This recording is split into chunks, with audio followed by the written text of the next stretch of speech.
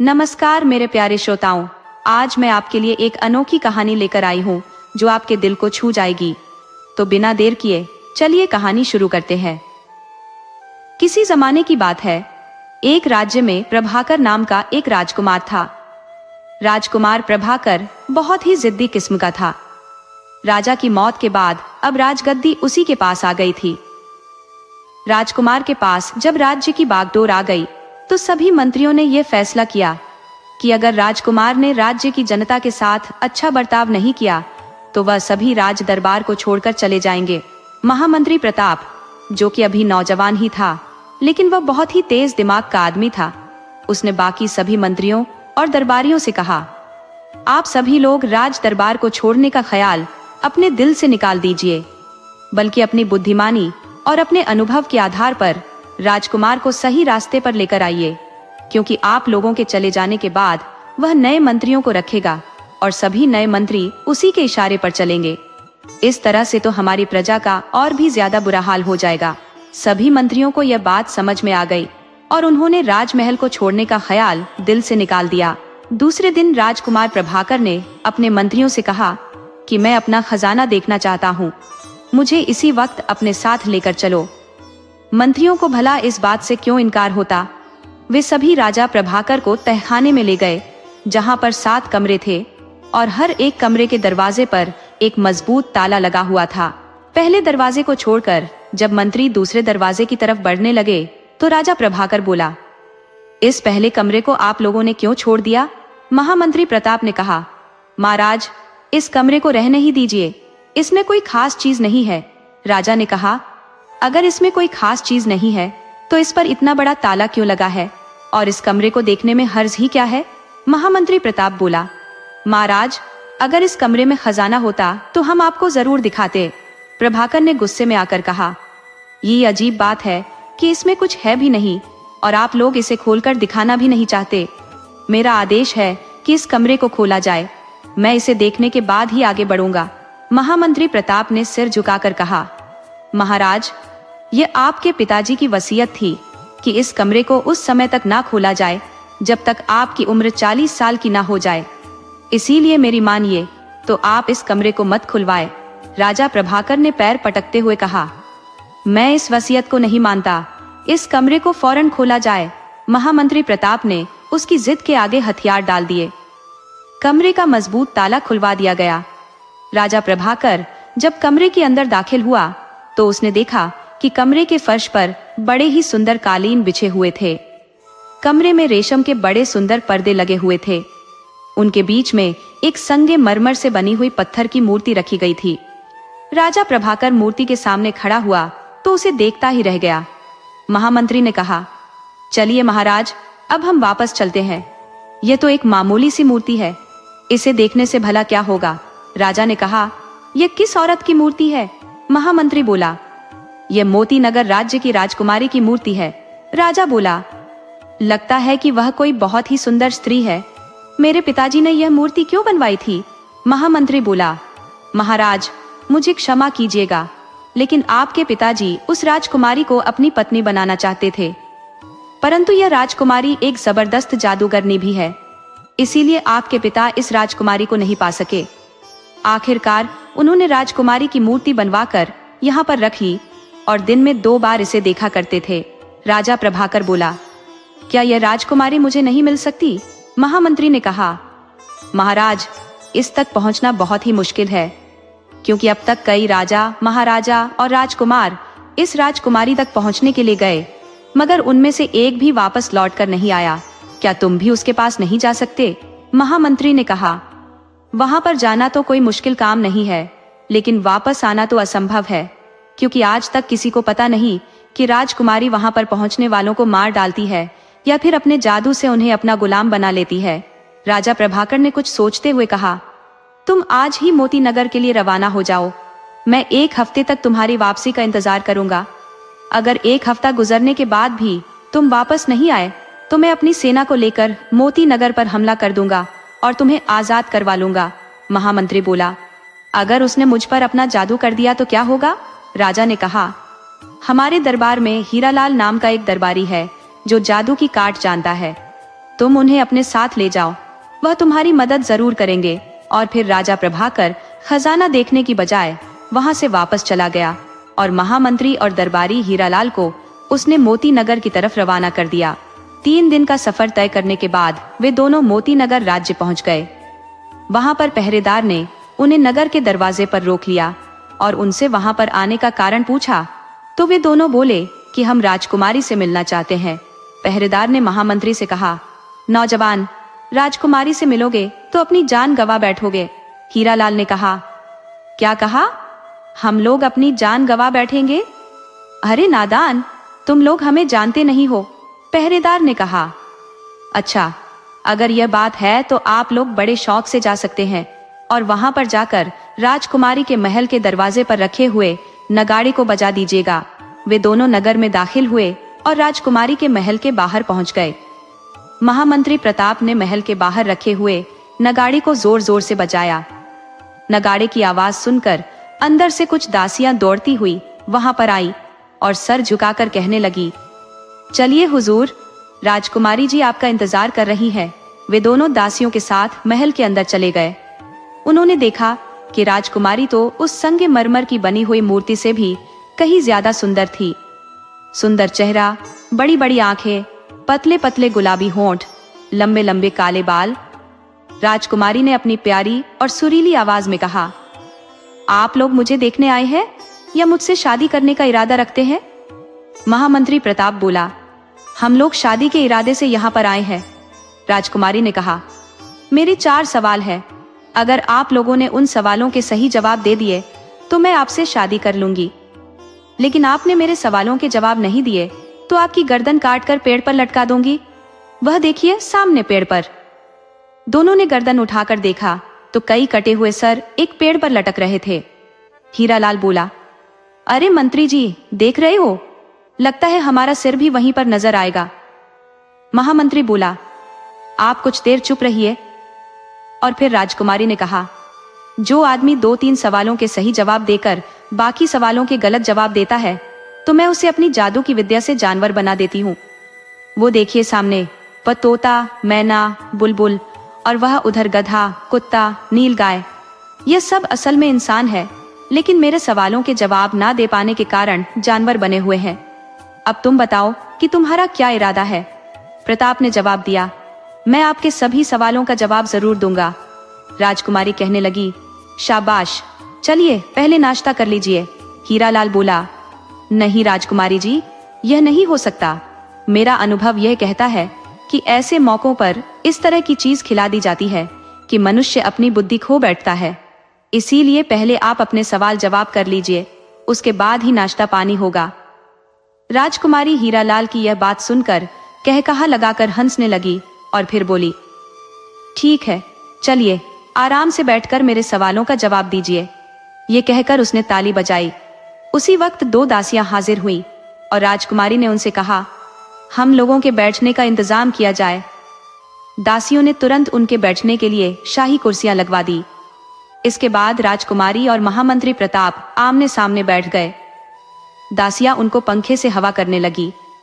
राजकुमारी ने कहा, मेरा पहला प्रश्न, एक बड़ा सा पेड़ है जो सारी दुनिया पर छाया हुआ है। उसके पत्ते एक तरफ से काले और दूसरी तरफ से सफेद हैं। वह पेड़ पूरे साल में एक बार मर जाता है और फिर फौरन ही वह जिंदा हो जाता है। बताओ वह पेड़ कौन है? हीरालाल ने प्रताप के कान में कहा, वह पेड़ एक गद्दा हो सकता है, क्योंकि गद्दे की पीठ काले रंग की होती है और नीचे से उसका पेट सफेद होता है।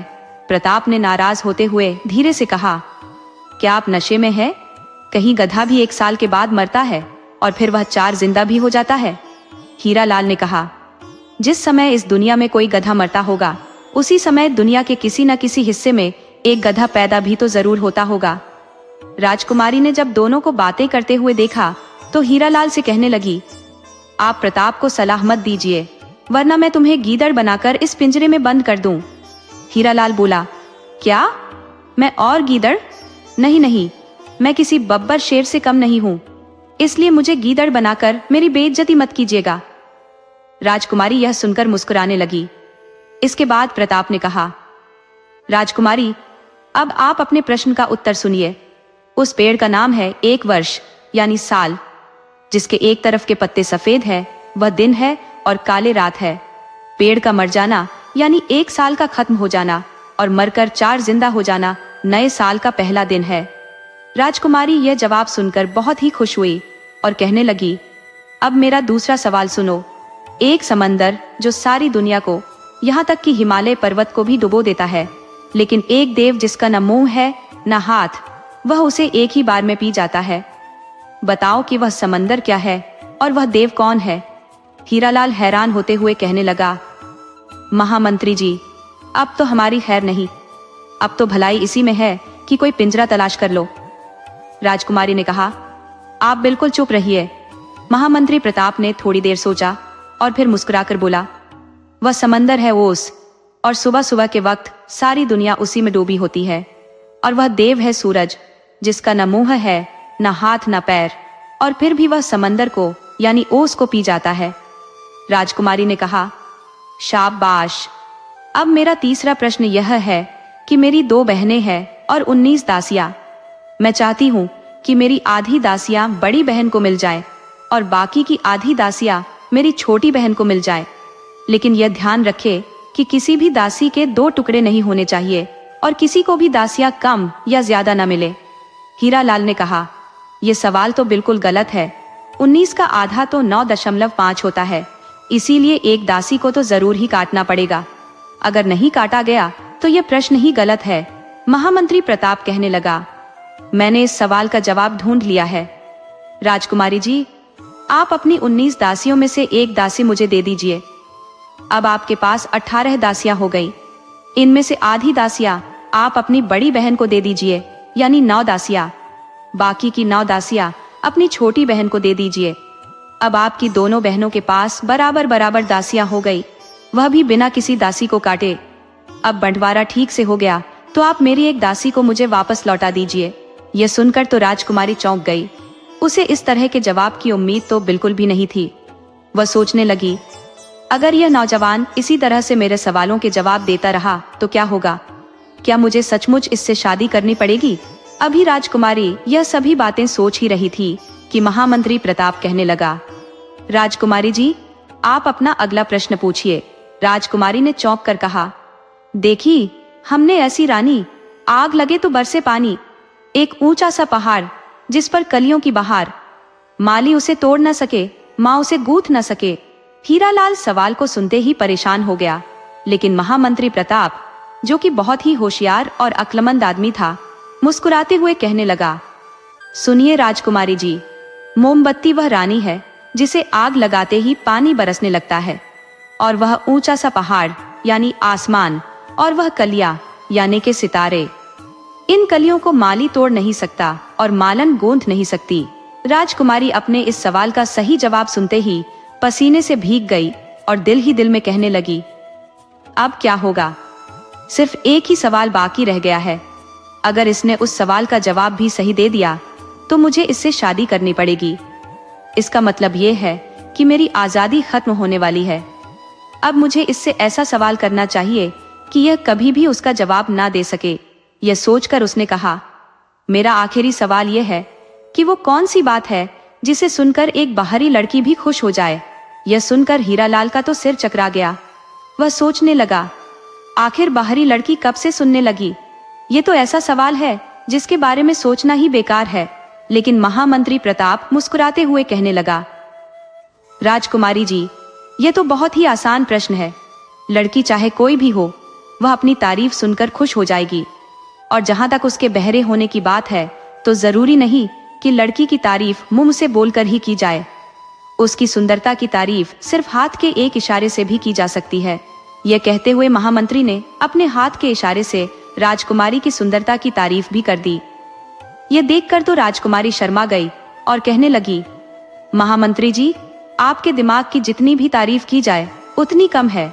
स्त्री के सही जवाबों को सुन सुनकर वहां पर मौजूद दासियां भी हैरान थी। तब महामंत्री प्रताप ने कहा, बताइए राजकुमारी जी, अब हमारे लिए क्या आदेश है? राजकुमारी धीमी आवाज में बोली, अब तो मैं आपकी दासी हूँ, क्योंकि आपने मेरे सभी प्रश्नों के सही सही उत्तर दिए हैं और मुझे जीत लिया है। आपको इस बात की बहुत बहुत बधाई हो। हजारों आदमियों में से सिर्फ एक आप ही है जिसने मुझे हराया, महामंत्री प्रताप ने कहा। लेकिन राजकुमारी जी, मैंने आपको अपने लिए नहीं बल्कि हमारे राजा प्रभाकर के लिए हासिल किया है। अब आप उनकी रानी बनकर रहेंगी, राजकुमारी ने कहा। नहीं, हरगिज नहीं। आपने मेरे सवालों के जवाब दिए हैं, इसीलिए आप ही मुझसे शादी कर सकते हैं। अगर राजा ने मेरे सवालों के जवाब दिए होते तो वह मुझसे शादी करते, तब मैं किसी दूसरे को यह अधिकार ना देती। हाँ, अगर आपने मुझे पहले ही यह बता दिया होता कि यहाँ पर आप अपने राजा के लिए आए हैं और उन्हीं के लिए इन सवालों के जवाब दे रहे हैं, तो बात कुछ और हो सकती थी।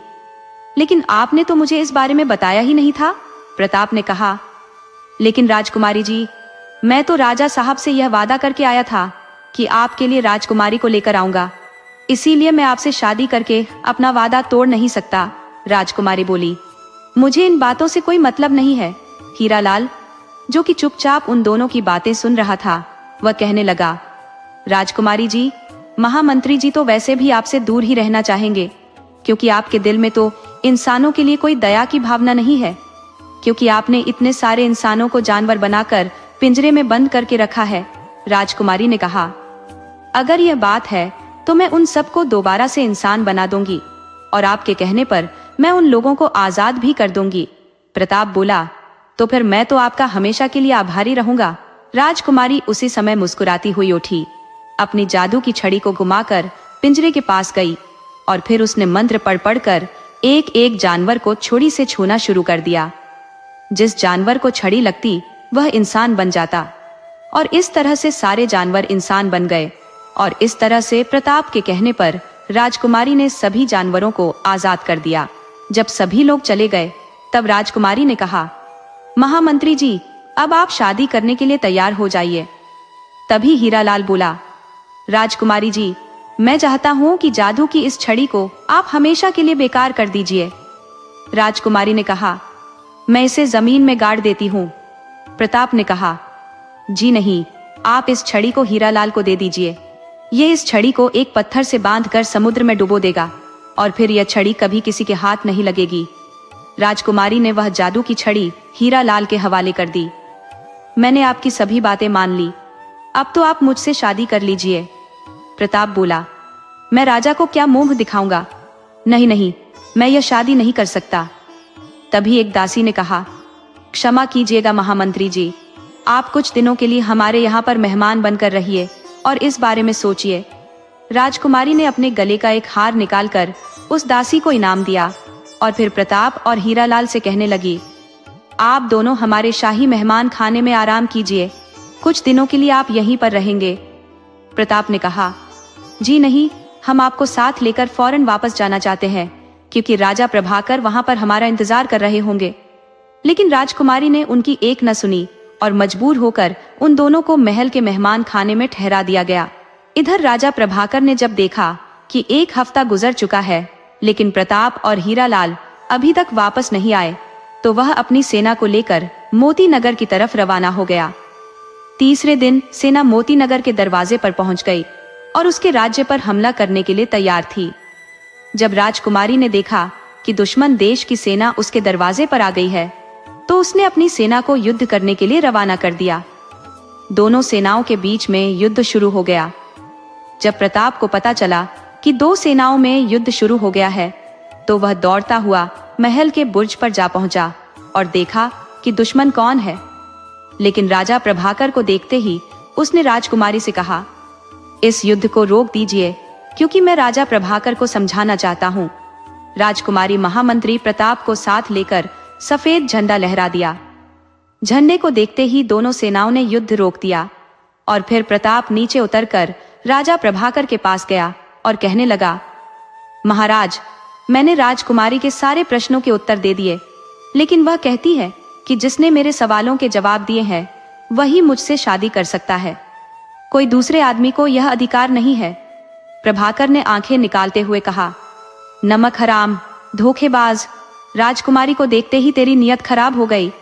प्रताप बोला, नहीं महाराज, यहाँ की एक एक दासी इस बात की गवाह है कि मैं तो शादी करने से इनकार कर चुका हूँ और आपके लिए मैं राजकुमारी से लड़ रहा हूँ। दरबारी हीरालाल भी भागते हुए वहां पर पहुंचा और प्रताप की तरफ से बोलने लगा, लेकिन राजा प्रभाकर ने उन दोनों में से किसी की बात नहीं सुनी और कहने लगा, तुम लोग इसी समय मेरे साथ वापस चलो, मैं युद्ध करके इस राज्य को तबाह कर दूंगा और इस घमंडी राजकुमारी का घमंड मैं तोड़ दूंगा। यह कहकर उसने अपने सिपाहियों को इशारा किया। सिपाहियों ने महामंत्री प्रताप को गिरफ्तार कर लिया। राजा प्रभाकर अपनी सेना के साथ वापस लौट गया। राजकुमारी यह सब देखकर उदास हो गई, क्योंकि उसकी शादी अब प्रताप से नहीं हो सकी और उसकी जादू की छड़ी भी उसके हाथ से जाती रही। बहुत देर तक वह बैठी बैठी कुछ सोचती रही। आखिरकार उसने अपनी 2 दासियों को बुलाकर यह आदेश दिया, तुम दोनों भेष बदलकर राजा प्रभाकर के महल में जाओ और प्रताप की खबर लेकर जल्दी से जल्दी वापस आओ। अगर प्रताप का यहाँ वापस आने का इरादा ना हो तो तुम किसी तरह से वो जादू की छड़ी हासिल कर लेना। दासियां भेष बदलकर वहां से रवाना हो गई और वह राजा प्रभाकर के नगर में जा पहुंची। वहां पर उन दोनों ने ग्वालिन का भेष बनाया और मटकों में दही लेकर शाही महल की तरफ चल दी। महल पर खड़े हुए पहरेदार ने उन्हें रोकने की कोशिश नहीं की। वह दोनों सीधी महल में चली गई। दासियों ने बातें बना बनाकर इस बात का पता कर लिया कि राजा प्रभाकर ने प्रताप को नौकरों के कपड़े पहनाकर जंगल में छोड़ दिया है और दरबारी हीरालाल को देश निकाला की सजा दे दी है। दासियां सारा हाल मालूम करने के बाद वहां से वापस मोती नगर की तरफ चली गई। उन्होंने राजकुमारी से सारी बात बताई।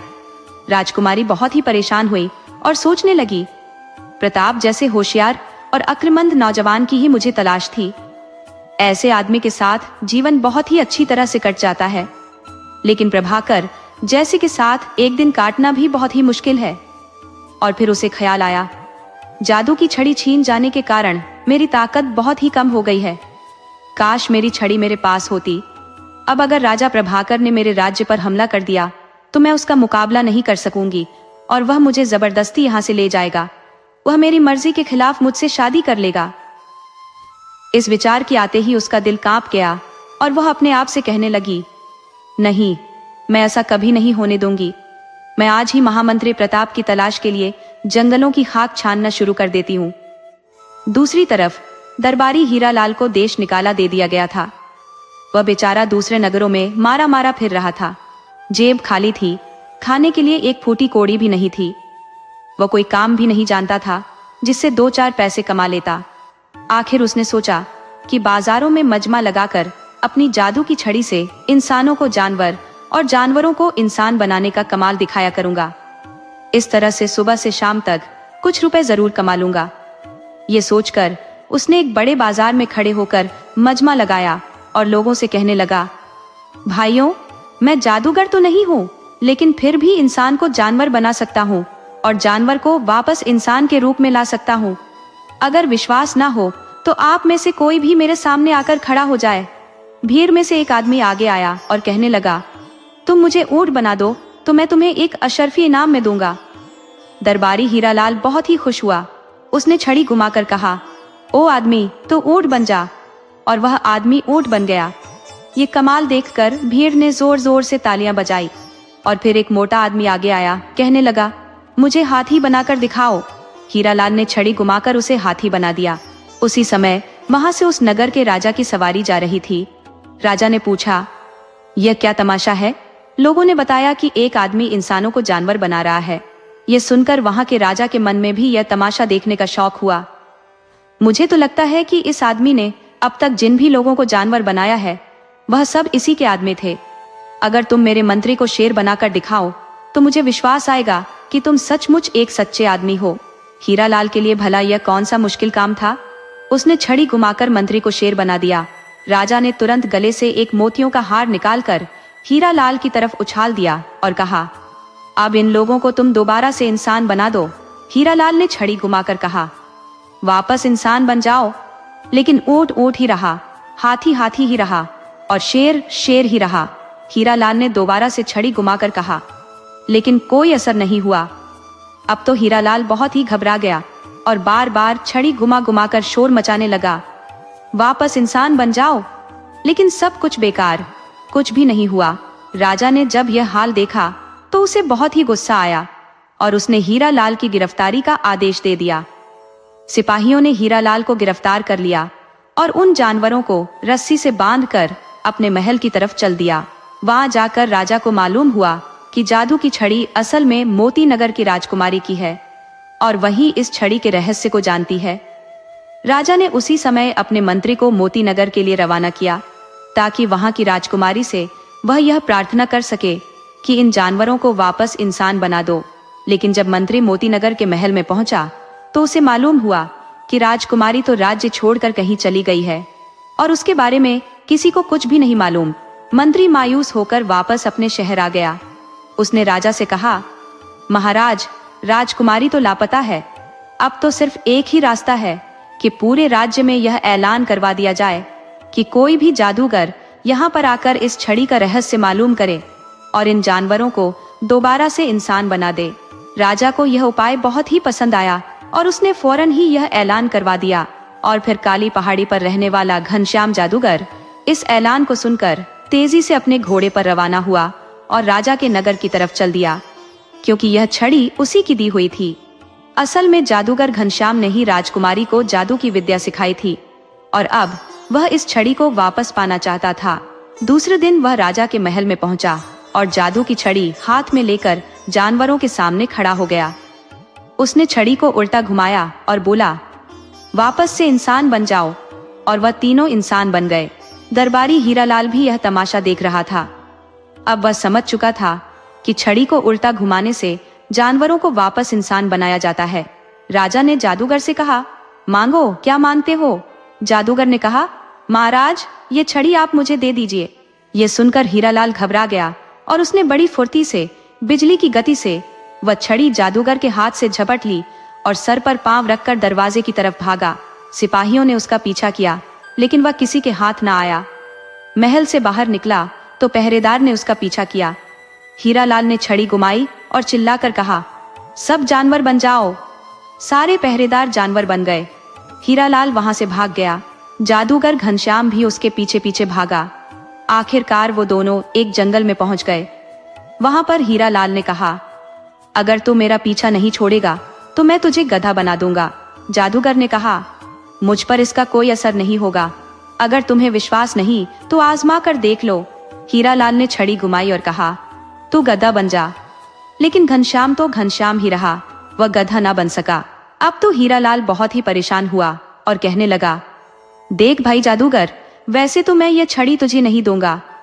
हाँ, अगर तू मुझे ये बता दे कि महामंत्री प्रताप और राजकुमारी इस समय कहाँ पर है और मुझे तू उनके पास पहुंचा दे तो मैं यह छड़ी तेरे हवाले कर दूंगा।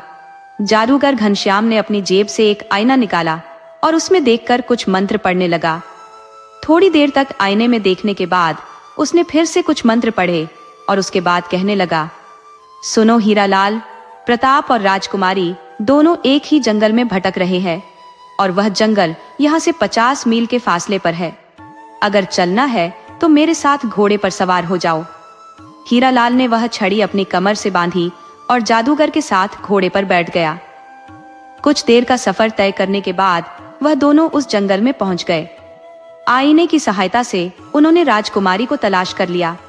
बेचारी भूख और प्यास के मारे उसकी बुरी हालत थी। हीरालाल को देखकर राजकुमारी ने कहा, तुम्हारे महामंत्री प्रताप कहाँ पर है?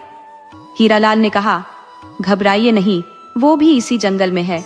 हम तीनों मिलकर उन्हें तलाश कर लेंगे। हम दोनों भी यहाँ पर इसी काम के लिए आए हैं। जादूगर ने आईने की सहायता से प्रताप को भी तलाश कर लिया। उस वक्त प्रताप की बुरी हालत थी। उसकी हालत देखकर राजकुमारी की आंखों में आंसू भर आए। हीरालाल ने कहा, दोस्त, ये क्या? प्रताप कहने लगा, कुछ ना पूछो भाई, इस जंगल में कई बार मैं जंगली जानवरों का शिकार होने से बचा हूं। और राजकुमारी से कहने लगा, राजकुमारी जी, मुझ जैसे बदकिस्मत आदमी की तरह आप इस जंगल में क्यों भटक रही है? राजकुमारी बोली, आप मुझे छोड़कर चले गए और राजा प्रभाकर मेरा दुश्मन बन गया। खुद को उसके हाथों से बचाने और आपको हासिल करने के विचार से मैं अपने राज्य को छोड़कर यहाँ पर आई हूँ। प्रताप ने कहा, राजा प्रभाकर ने मेरे साथ नाइंसाफी की है, लेकिन फिर भी मैं अपने वायदे से मोह नहीं मोड़ना चाहता। मैंने तुम्हारे सवालों के जवाब सिर्फ उसी के लिए हल किए थे, इसीलिए तुमको सिर्फ उसके साथ ही जाना चाहिए। हीरालाल बोला, प्रताप, ऐसे दुष्ट राजा के लिए, जिसने तुम्हारी वफादारी का यह इनाम दिया कि तुम्हें नौकरों के कपड़े पहनाकर जंगलों में भटकने के लिए छोड़ दिया और मुझे देश निकाला दे दिया, इस तरह के जालिम राजा के लिए तुम अपनी वफादारी दिखा रहे हो? बड़े ही दुख की बात है। जाओ, राजकुमारी का हाथ पकड़ो और मोती नगर की राजगद्दी पर बैठकर राज करो। घनश्याम जादूगर ने कहा, मैं भी आप लोगों के साथ हूँ। अगर राजा प्रभाकर ने आप लोगों को कोई तकलीफ पहुंचाने की कोशिश की या फिर मोती नगर पर हमला किया तो वह सारी जिंदगी पछताएगा। प्रताप अब तक चुप ही था। राजकुमारी ने घनश्याम जादूगर से कहा, मैंने आपसे जादू सीखा है, आप मेरे गुरु हैं। अब आप बताइए कि मेरा यह ऐलान था कि जो भी मेरे 4 सवालों के उत्तर देगा मैं उसी से शादी करूंगी। इन्होंने सवाल हल कर दिए, लेकिन यह कहते हैं कि मैंने यह काम राजा के लिए किया था और तुम्हें राजा के साथ ही जिंदगी गुजारनी होगी। क्या यह बात ठीक है? जादूगर ने कहा, राजकुमारी, ये तो बिल्कुल गलत है। प्रताप ने अपनी जान की बाजी लगाकर ये सवाल हल किए हैं, इसीलिए राजकुमारी से उसी की शादी होनी चाहिए, राजा प्रभाकर की तो हरगिज नहीं। और फिर इस तरह से समझा बुझाकर सबने प्रताप को इस बात के लिए मजबूर कर दिया और वह राजकुमारी से शादी करने के लिए राजी हो गया। फिर सभी लोग खुशी खुशी मोती नगर राज्य चले गए।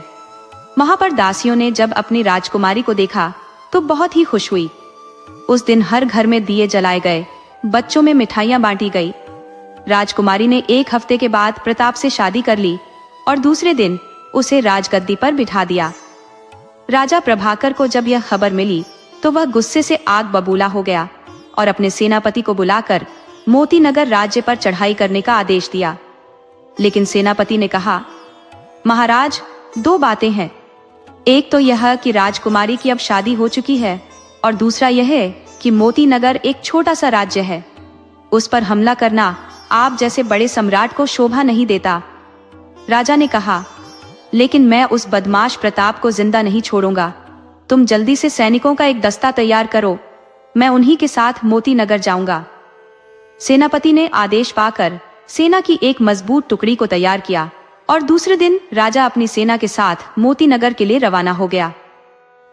तीसरे दिन लंबा सफर तय करने के बाद राजा प्रभाकर प्रताप के पास पहुंचा।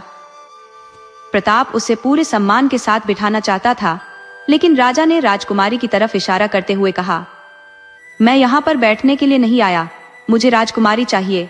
अगर यह नहीं मिल सकती तो मैं तुम्हारा सिर काटकर यहाँ से ले जाऊंगा। वहीं पर मौजूद घनश्याम जादूगर कहने लगा, राजकुमारी का हाथ आपके हाथ में देने से बेहतर है कि हम उसे जान से मार दें। लेकिन अगर आप अपना आधा साम्राज्य प्रताप को दे दें तो राजकुमारी आपको मिल सकती है। राजा प्रभाकर ने अपना आधा साम्राज्य प्रताप को देने का वादा कर लिया और दूसरे ही दिन अपना आधा राज्य उसके नाम लिख दिया और अपनी आधी सेना और आधा खजाना भी उसके हवाले कर दिया। फिर घनश्याम जादूगर ने राजकुमारी को बुलाया और राजा प्रभाकर को सौंप दिया। राजा ने वापस जाने से पहले घनश्याम जादूगर को भी अशर्फियों से भरी हुई थैली दी। राजा प्रभाकर राजकुमारी को लेकर खुशी खुशी अपने महल में आ गया और कहने लगा, मैंने तुम्हें एक बहुत बड़ी कीमत अदा करके हासिल किया है। राजकुमारी बोली, आपने बहुत ही महंगा सौदा किया है। राजा ने कहा, वो कैसे? तब राजकुमारी बोली, आपने राजकुमारी की पत्थर की मूर्ति को पसंद किया था, इसीलिए अपने आधे साम्राज्य के बदले में आपने पत्थर की राजकुमारी को ही हासिल किया है। प्रभाकर घबराकर कहने लगा, यह तुम क्या कह रही हो? तब उसने ध्यान से देखा कि जिसे वह राजकुमारी समझ रहा था, असल में वह एक पत्थर की राजकुमारी थी, जो जादू के असर से चल फिर भी रही थी और बोल भी रही थी। असली राजकुमारी तो प्रताप के साथ ही रह गई थी। प्रभाकर सिर पकड़कर रह गया, क्योंकि उसने अपना आधा साम्राज्य और अपनी आधी सेना देकर अपनी ताकत को पहले ही कम कर लिया था। अब उसमें प्रताप के राज्य पर हमला करने की हिम्मत नहीं थी। वह अपनी बेवकूफी और बिना वजह की जिद पर बहुत ही पछता रहा था।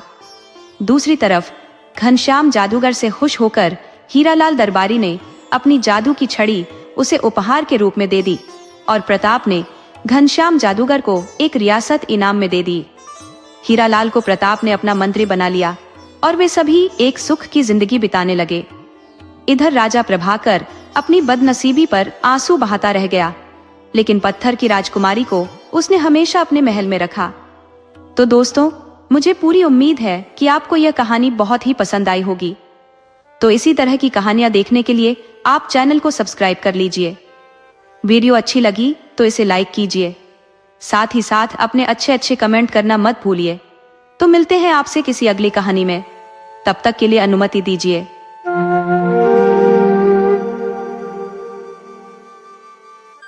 पारो एक मासूम 6 साल की बच्ची थी जो दिन भर अपने गुड्डे गुड़ियों की दुनिया में खोई रहती थी। उसकी सुबहें खिलौनों को सजाने में और रातें उनके ब्याह रचाने में व्यतीत होती थी। पारो की माँ अब इस दुनिया में नहीं थी और उसके दिन अकेले गुड़ियों के संग खेलते हुए ही कट जाते थे। उसे कभी स्कूल जाने का अवसर नहीं मिला। आज सुबह के 8 बज चुके थे, परंतु पारो गहरी नींद में डूबी हुई थी। रात भर उसने अपने गुड्डे गुड़ियों का विवाह जो करवाया था। जब सूरज की किरणें छत पर पड़ने लगी तो नथिया, जो अब उम्र दराज हो चली थी, ने चारपाई पर पड़े पड़े ही आवाज दी, पारो उठ जा बेटी, दिन चढ़ आया है। मगर पारो ने सिर्फ जम्हाई ली और पलटकर फिर से सो गई। नथिया ने जैसे ही चारपाई से उतरकर लकड़ी के सहारे चूल्हे के पास बैठकर आग जलाने की कोशिश की, उसकी सांसें भारी होने लगी। उसने थोड़ा गर्म पानी पिया और अपनी छाती से मलगम निकालकर रेत में दबा दिया। वह किसी तरह हांफते हुए चूल्हे पर रोटी सेकने लगी। 4 रोटियां कपड़े में लपेटकर पारो को जगाने पहुंची। उठ पारो, तेरा बाप आधी रात को ही हल लेकर ठाकुर के खेतों में काम करने चला गया है, उसे कलेव दिया। पारो ने आलस से करवट ली और बोली, अम्मा मुझे अभी और सोने दे, नींद आ रही है। नथिया की सांसें अब और ज्यादा फूलने लगी। उसने मजबूर होकर कहा, बेटी मेरी हालत ठीक नहीं है, अब मुझसे चलना मुश्किल हो रहा है। तेरी माँ जिंदा होती तो वहीं दे आती, अब तुझसे ही उम्मीद है। जब पारो ने कोई प्रतिक्रिया नहीं दी तो नथिया ने उसे झकझोरा और आखिरकार उसे उठा दिया। पारो ने थकान से भरी आंखों से उठते हुए कपड़े में लिपटी रोटियां पकड़ ली और जल्दी जल्दी कुल्ला करके सिर पर रोटियों का गट्ठर रखे हुए धीरे धीरे खेतों की ओर चल पड़ी। वह भीष्मा को क्लेव देकर वापस आ गई और एक रोटी खाकर फिर से अपनी सहेलियों के साथ गुड़ियों की दुनिया में लौट गई। समय धीरे धीरे आगे बढ़ता रहा। नथिया अपने पति के साथ ठाकुर के खेतों में मजदूरी करती रही। जैसे तैसे वह सुबह शाम रोटियां बनाती और अक्सर सांस फूलने पर थकान से लड़ने की कोशिश करती। उम्र के साथ उसकी ताकत कम हो चली थी और दमे की बीमारी ने उसे और कमजोर बना दिया था। पारो अब 8 साल की हो चली थी। उसका जन्म होते ही उसकी माँ का स्वर्गवास हो गया था और नथिया ने किसी तरह उसे पाला था। वह बिना माँ की बच्ची थी, जिसके नहाने धोने और खाने का कोई समय निश्चित नहीं था। वह सारा वक्त अपनी गुड़ियों के साथ खेलते हुए ही बिताती थी और उसी में उसकी छोटी सी दुनिया समा गई थी। बुरा वक्त कभी पूर्व सूचना नहीं देता। आज ठाकुर के मकान की दूसरी मंजिल की छत का निर्माण हो रहा था। भीष्मा, जो आम तौर पर खेतों में काम करता था, आज छत पर पत्थर खींचते समय पैर फिसला और वह 20 माह ऊंचाई से सीधे नीचे आ गिरा। ऊपर से भारी पत्थर भी उसके सिर पर गिरा, जिसने उसकी खोपड़ी को कुचल दिया। खून का एक विशाल धारा निकल पड़ी और चारों ओर लाल रंग फैल गया। भीष्मा की चीख गले में ही दम तोड़ गई और कुछ ही क्षणों में उसका शरीर फड़फड़ा कर स्थिर हो गया। भीष्मा की मौत की खबर जैसे ही नथिया के कानों में पहुंची, उसका दिल टूट गया। ऐसा लगा मानो किसी ने पिघला हुआ शीशा उसके कानों में उंडेल दिया हो। 2 वक्त की रोटी का सहारा छिन गया था और आगे की जिंदगी एक घने अंधकार से घिरी रात की तरह नजर आने लगी थी। उम्र और बीमारी से पहले ही कमजोर शरीर और अब पारो के भविष्य की चिंता। नथिया के भाग्य में विधाता ने आखिर क्या लिखा था? गांव के ठाकुर राम सिंह ने समाज के सहयोग से भीष्मा का अंतिम संस्कार करवा दिया। मगर पेट की भूख तो चिरकाल की समस्या थी।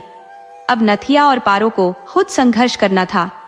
नथिया का शरीर कमजोर था और दमे की बीमारी ने उसे और भी जर्जर बना दिया था।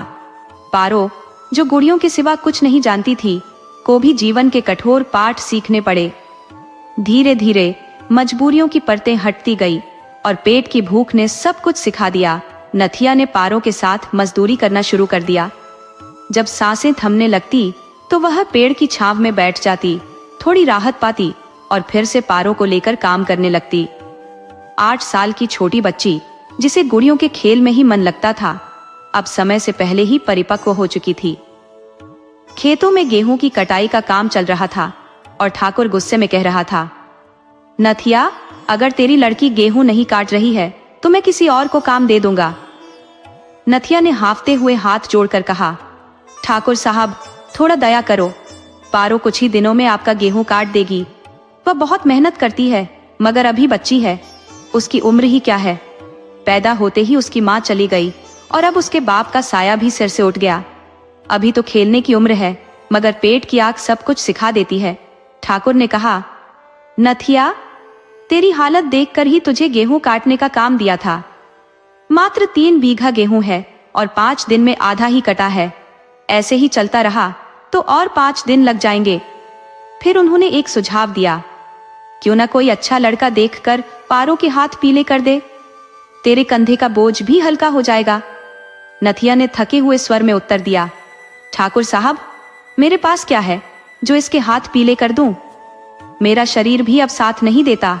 ऊपर से ये दमे की बीमारी, और बेचारी पारो मजदूरी करती है, तभी दादी पोती को रोटी नसीब होती है।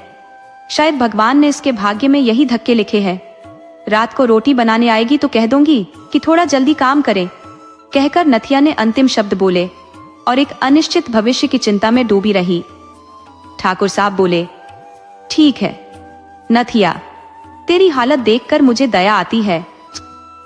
काम हो जाए तो 10 शेर गेहूं तुझे मजदूरी से ज्यादा दूंगा। और हाँ, पारो से कह देना कि हाथ थोड़ा तेज चलाए। अगर तुम उसकी शादी का इंतजाम कर सको तो उसमें भी मैं मदद कर दूंगा, पर काम जल्दी होना चाहिए। इतना कहकर ठाकुर चले गए। नथिया के मन में उथल पुथल शुरू हो गई। उसकी फूल सी बच्ची इस तपती दोपहर में खेतों में गेहूं काट रही होगी। अगर उसके पिता जिंदा होते तो कभी उसे इस तरह काम करने नहीं देते। अगर मेरे हाथ पैर ठीक से चलते तो मैं भी कुछ उसकी मदद कर पाती, लेकिन अब तो मैं उसके ऊपर बोझ बन गई हूँ। वही मुझे पाल रही है। भूखी प्यासी जंगल की आग में घिरी होगी वो। मेरे पास तो इतनी भी ताकत नहीं कि उसे एक रोटी क्या पानी भी दे पाऊं। तभी पारो घर आ गई, सिर पर फटी हुई चुनरी लपेटे हुए। धूल और धूप से उसका चेहरा काला हो गया था। होठ सूख रहे थे और नाजुक शरीर कमजोरी से लरज रहा था। उसके कपड़े धूल से गंदे और जगह जगह से फटे हुए थे। वह गेहूं काटने की दराती एक तरफ फेंक कर घड़े से पानी लेते हुए बोली, माँ, खेत पर बहुत गर्मी है, हालत बहुत खराब हो गई। मैंने पानी भी नहीं लिया था क्या? नथिया ने कहा, ले गई थी बेटी, लेकिन घड़ा जल्दी खाली हो गया। पारो ने अपना मुंह धोकर पानी पिया और फिर लकड़ियां इकट्ठा कर चूल्हे में आग जलाने लगी। नथिया ने पूछा, कितना खेत बाकी है? पारो ने कहा, अभी तो सिर्फ 2 बांट का ही कटा है, 1 बीघा और बचा है। नथिया ने चिंतित होकर कहा, बेटी थोड़ा जल्दी कर, ठाकुर साहब आए थे। उन्होंने कहा था कि अगर तुम्हारी लड़की जल्दी नहीं काटेगी तो किसी और को दे दूंगा। पारो ने जवाब दिया, अम्मा 2 दिन में सब खत्म कर दूंगी। पारो ने आटा गूंदना शुरू कर दिया और अपनी दादी से बातें करने लगी। उसने कहा, थोड़ा जल्दी उठ जाऊंगी, अब तो बहुत गर्मी हो गई है। नथिया ने सहमति में सिर हिलाया और चारपाई पर हांफते हुए बैठ गई। पारो ने पहले अपनी दादी के लिए गर्म पानी किया, फिर रोटियां सेक कर नथिया को दी। खाना खत्म करके वह कपड़े धोने कुएं पर चली गई। नथिया मन में सोचने लगी, कैसे होंगे इस अभागी के पीले हाथ। अगली सुबह पारो दराती लेकर खेत पर पहुंची, लेकिन कुछ ही देर में वापस आ गई। आकर बोली, अम्मा, खेत तो कट चुका है। नथिया ने हैरानी से पूछा, इतनी जल्दी कैसे कट गया? तू तो कह रही थी कि 2 दिन और लगेंगे। पारो ने गुस्से में जवाब दिया, अम्मा, मैंने नहीं काटा, ठाकुर ने किसी और से कटवा लिया होगा। अब देखो वो कितनी मजदूरी देंगे। ठीक तभी ठाकुर सिन्हा वहां आ गए और बोले, पारो, तूने तो कमाल ही कर दिया। मैं अभी खेत से आ रहा हूँ, तूने पूरा खेत काट दिया। कल सुबह आकर गेहूं इकट्ठा कर लेना, मैं तेरी मजदूरी दूंगा। और देख, तुझे पूरे 40 शेर गेहूं दूंगा, 1 मन से भी ज्यादा। पारो कहने लगी, बाबा, मैंने तो 2 बीघा काटा था, बाकी 1 बीघा किसने काटा? वह बोला, मुझे क्या पता कौन काट गया। ठेका तो तेरे पास था, इसलिए चाहे जो हो, मजदूरी तो तेरी बनती है। पारो की खुशी का ठिकाना नहीं रहा। उसने सोचा था कि केवल 2 बीघा काटे थे, लेकिन अब 1 बीघा का अतिरिक्त अनाज मिल रहा था और ठाकुर वैसे भी मजदूरी देने को तैयार थे। उसकी खुशी का कोई अंत नहीं था। अगली सुबह जब पारो अनाज इकट्ठा करने खेत पहुंची तो चौंक गई। पूरा खेत का अनाज पहले से ही इकट्ठा था। वह सोच में पड़ गई, ये कौन समेट गया। घर लौटकर पारो बोली, अम्मा, अनाज तो इकट्ठा हो चुका है, इतनी जल्दी कैसे कोई इसे समेट गया। उसकी दादी बोली, मुझे नहीं पता किसने समेटा, मुझे तो बस खेत में सारा अनाज बिखरा हुआ मिला और मैंने उसे नहीं छुआ। पता नहीं कौन इसे इकट्ठा कर गया। दोनों दादी और पोती यही सोचने लगी कि आखिर वो कौन था जिसने अनाज समेटा। उधर रामू के पिता की मृत्यु को 4 साल बीत चुके थे। उस वक्त रामू केवल 8 साल का था, स्कूल जाता था और बच्चों के संग खेलता था। पिता के जाने के बाद उसकी माँ पढ़ाई का खर्चा नहीं उठा सकी और रामू भी माँ के साथ खेतों में मजदूरी करने लगा। गरीबी और भूख इंसान को बहुत कुछ सिखा देती है। रामू का भी ऐसा ही हाल था। मजदूरी करते करते उसकी मेहनत ने उसे और मजबूत बना दिया था। अब वह 12 साल का किशोर था। खेतों में जी जान से काम करता और चुपके चुपके पारों की भी मदद कर देता था। लेकिन पारों को इसकी भनक तक नहीं लगी थी। रामू को जब पारों की हालत देखती थी तो उसे बहुत दया आती थी, लेकिन वह खुद कोई धनी व्यक्ति का बेटा नहीं था जो उसकी आर्थिक मदद कर पाता। दिल में दया थी पर जेब में पैसा नहीं, इसलिए वह बिना कुछ कहे चुपचाप पारों की मदद कर देता और पारों को इस बारे में कुछ भी नहीं पता था कि उसका काम कौन कर रहा था। एक दिन पारो ठाकुर के खेत में बाजरे की निराई करने पहुंची। पूरे 10 बीघे खेत की निराई करनी थी और हर बीघे के हिसाब से मजदूरी रुपए 10 तय की गई थी। जब वह खेत पहुंची तो देखा कि रामू पहले से ही निराई कर रहा था। पारो बोली, अरे रामू, तू क्या कर रहा है? ये खेत तो मेरे हिस्से में आया है। रामू हंसते हुए बोला, कुछ नहीं, बस खुरपी लेकर आया था, सोचा जरा चलाकर देख लूं। पारो बोली, मगर तूने तो 1 बीघा निकाल दिया। रामू मुस्कुराते हुए बोला, कोई बात नहीं, अब जब निकाल ही दिया तो क्या फर्क पड़ता है, जरा पानी पिला दे, गला सूख रहा है। रामू ने सारा पानी पी लिया। पारो शिकायत करती हुई बोली, तूने तो सारा पानी ही खत्म कर दिया, अब शाम तक मैं क्या पीऊंगी। रामू बोला, कोई बात नहीं, मैं तेरे लिए और पानी लाऊंगा। इतना कहकर वह खुरपी लेकर वहां से चला गया। पारो अपने काम में लग गई। भादों की तपती दोपहर थी, धूप पूरे जोश में थी। धीरे धीरे काम करते करते उसका सारा शरीर पसीने से भीग गया। उसे प्यास लगने लगी, मगर उसका सारा पानी तो रामू पी गया था। अब उसे रामू का इंतजार था कि वह कब पानी लेकर आएगा। प्यास के मारे पारो की हालत बिगड़ रही थी, गला सूखता जा रहा था।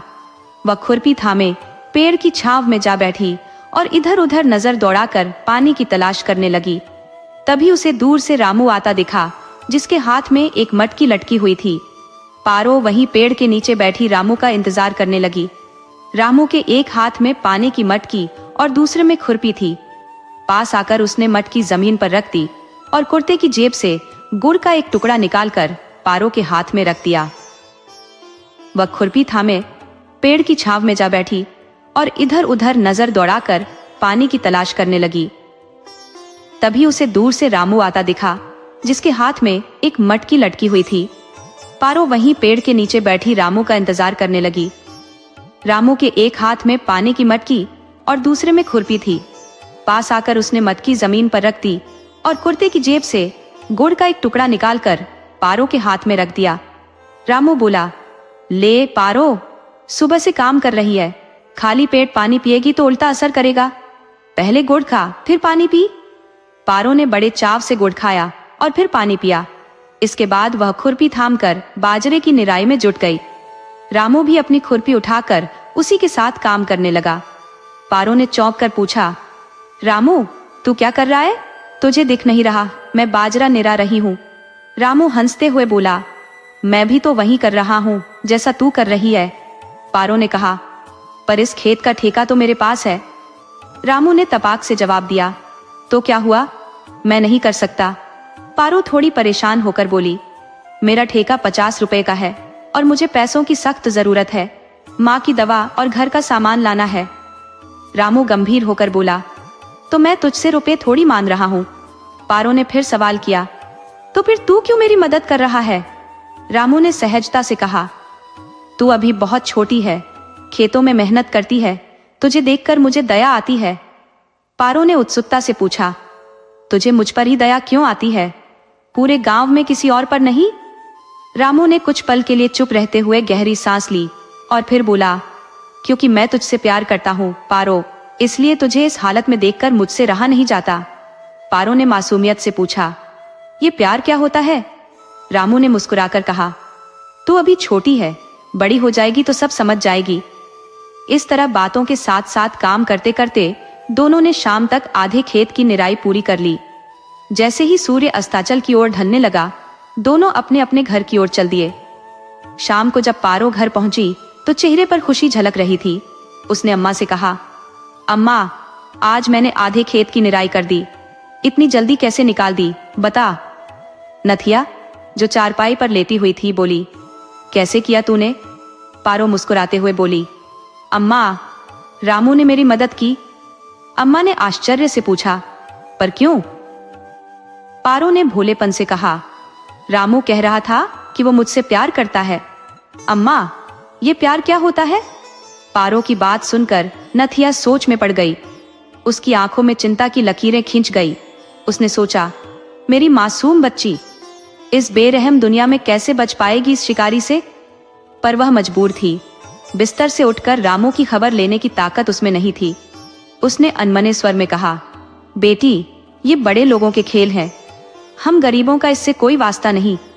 नथिया ने गोलमोल जवाब देकर बात टाल दी, लेकिन पारो कुछ समझ नहीं सकी।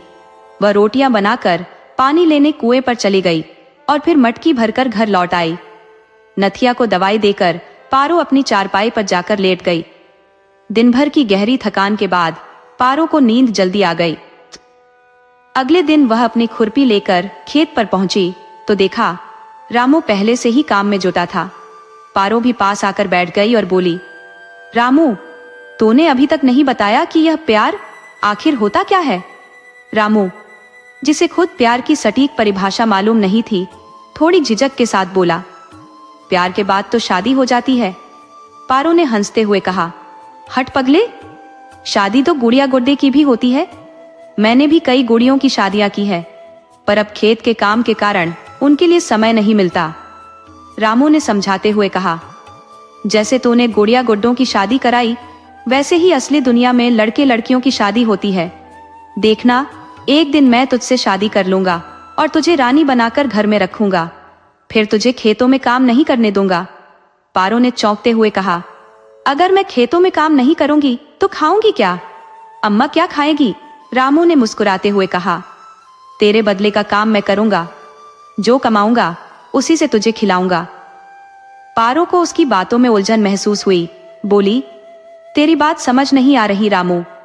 और इसी तरह बातों बातों में उन्होंने पूरे खेत का काम पूरा कर लिया और फिर दोनों घर की ओर चल पड़े। पारो ने कहा, कल ठाकुर से पैसे ले लूंगी, फिर तू अपने हिस्से के आधे पैसे ले लेना। रामू ने गंभीर होकर कहा, मैं पैसे नहीं लूंगा। पारो ने हैरानी से पूछा, क्यों? फिर तू खाएगा क्या? रामू ने धीरे से कहा, मैं तुझसे प्यार करता हूं, इसलिए तेरी मदद कर रहा हूं। मैं इस काम के बदले में पैसे नहीं लूंगा। पारो ने अपनी बात दोहराते हुए पूछा, अगर तू पैसे नहीं लेगा तो खाएगा क्या? रामू ने जवाब दिया, मैं और भी काम करता हूं, उसे खाने का इंतजाम हो जाता है। मेरे पास किसी चीज की कमी नहीं है। पारो ने सिर हिलाते हुए कहा, ठीक है, जैसी तेरी इच्छा। रामू के दिल में प्यार की लौ जल रही थी, पर मासूम पारो अभी इन जज्बातों को समझने में सक्षम नहीं थी। उधर नथिया चारपाई पर लेटी लेटी हाँफ रही थी। बीच बीच में उसे खांसी के दौरे भी आते थे।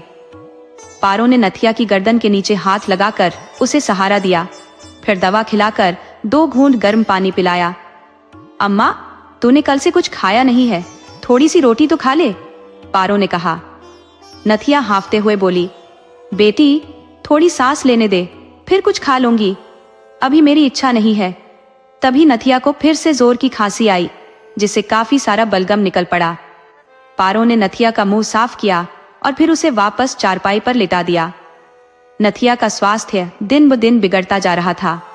उधर ठाकुर साहब ने गांव के दूसरे लोगों की मदद से पारो का विवाह माधव से तय कर दिया था। माधव का गांव 4 कोस दूर था। ठाकुर साहब ने नाई और पंडित को भेजकर रिश्ता पक्का करा दिया। माधव के परिवार में उसकी विधवा मां धनिया थी। माधव के पिता को मरे हुए लगभग 10 साल हो गए थे। उस समय माधव मात्र 4 साल का था। धनिया ने खेतों में मजदूरी कर कर के माधव का पालन पोषण किया। माधव के सारे भाई बहन बीमारी की भेंट चढ़ चुके थे और अब वह अपनी मां का इकलौता सहारा था। अब माधव 14 साल का किशोर बन चुका था। वह खेतों में मजदूरी करता, जबकि उसकी मां धनिया अब वृद्धावस्था के कारण शारीरिक रूप से कमजोर और बीमार हो चुकी थी। धीरे धीरे उसका शरीर काम का बोझ सहने में असमर्थ हो गया था। माधव की शादी का सपना धनिया के दिल में बसा था और उसने इसके बारे में कल्पनाओं के महल खड़े करने शुरू कर दिए थे। उसने सोचा था कि जब घर में बहू आ जाएगी तो रसोई और घर के कामकाज से उसकी छुट्टी हो जाएगी। खेतों के काम से तो माधव ने पहले ही उसे आराम दे दिया था।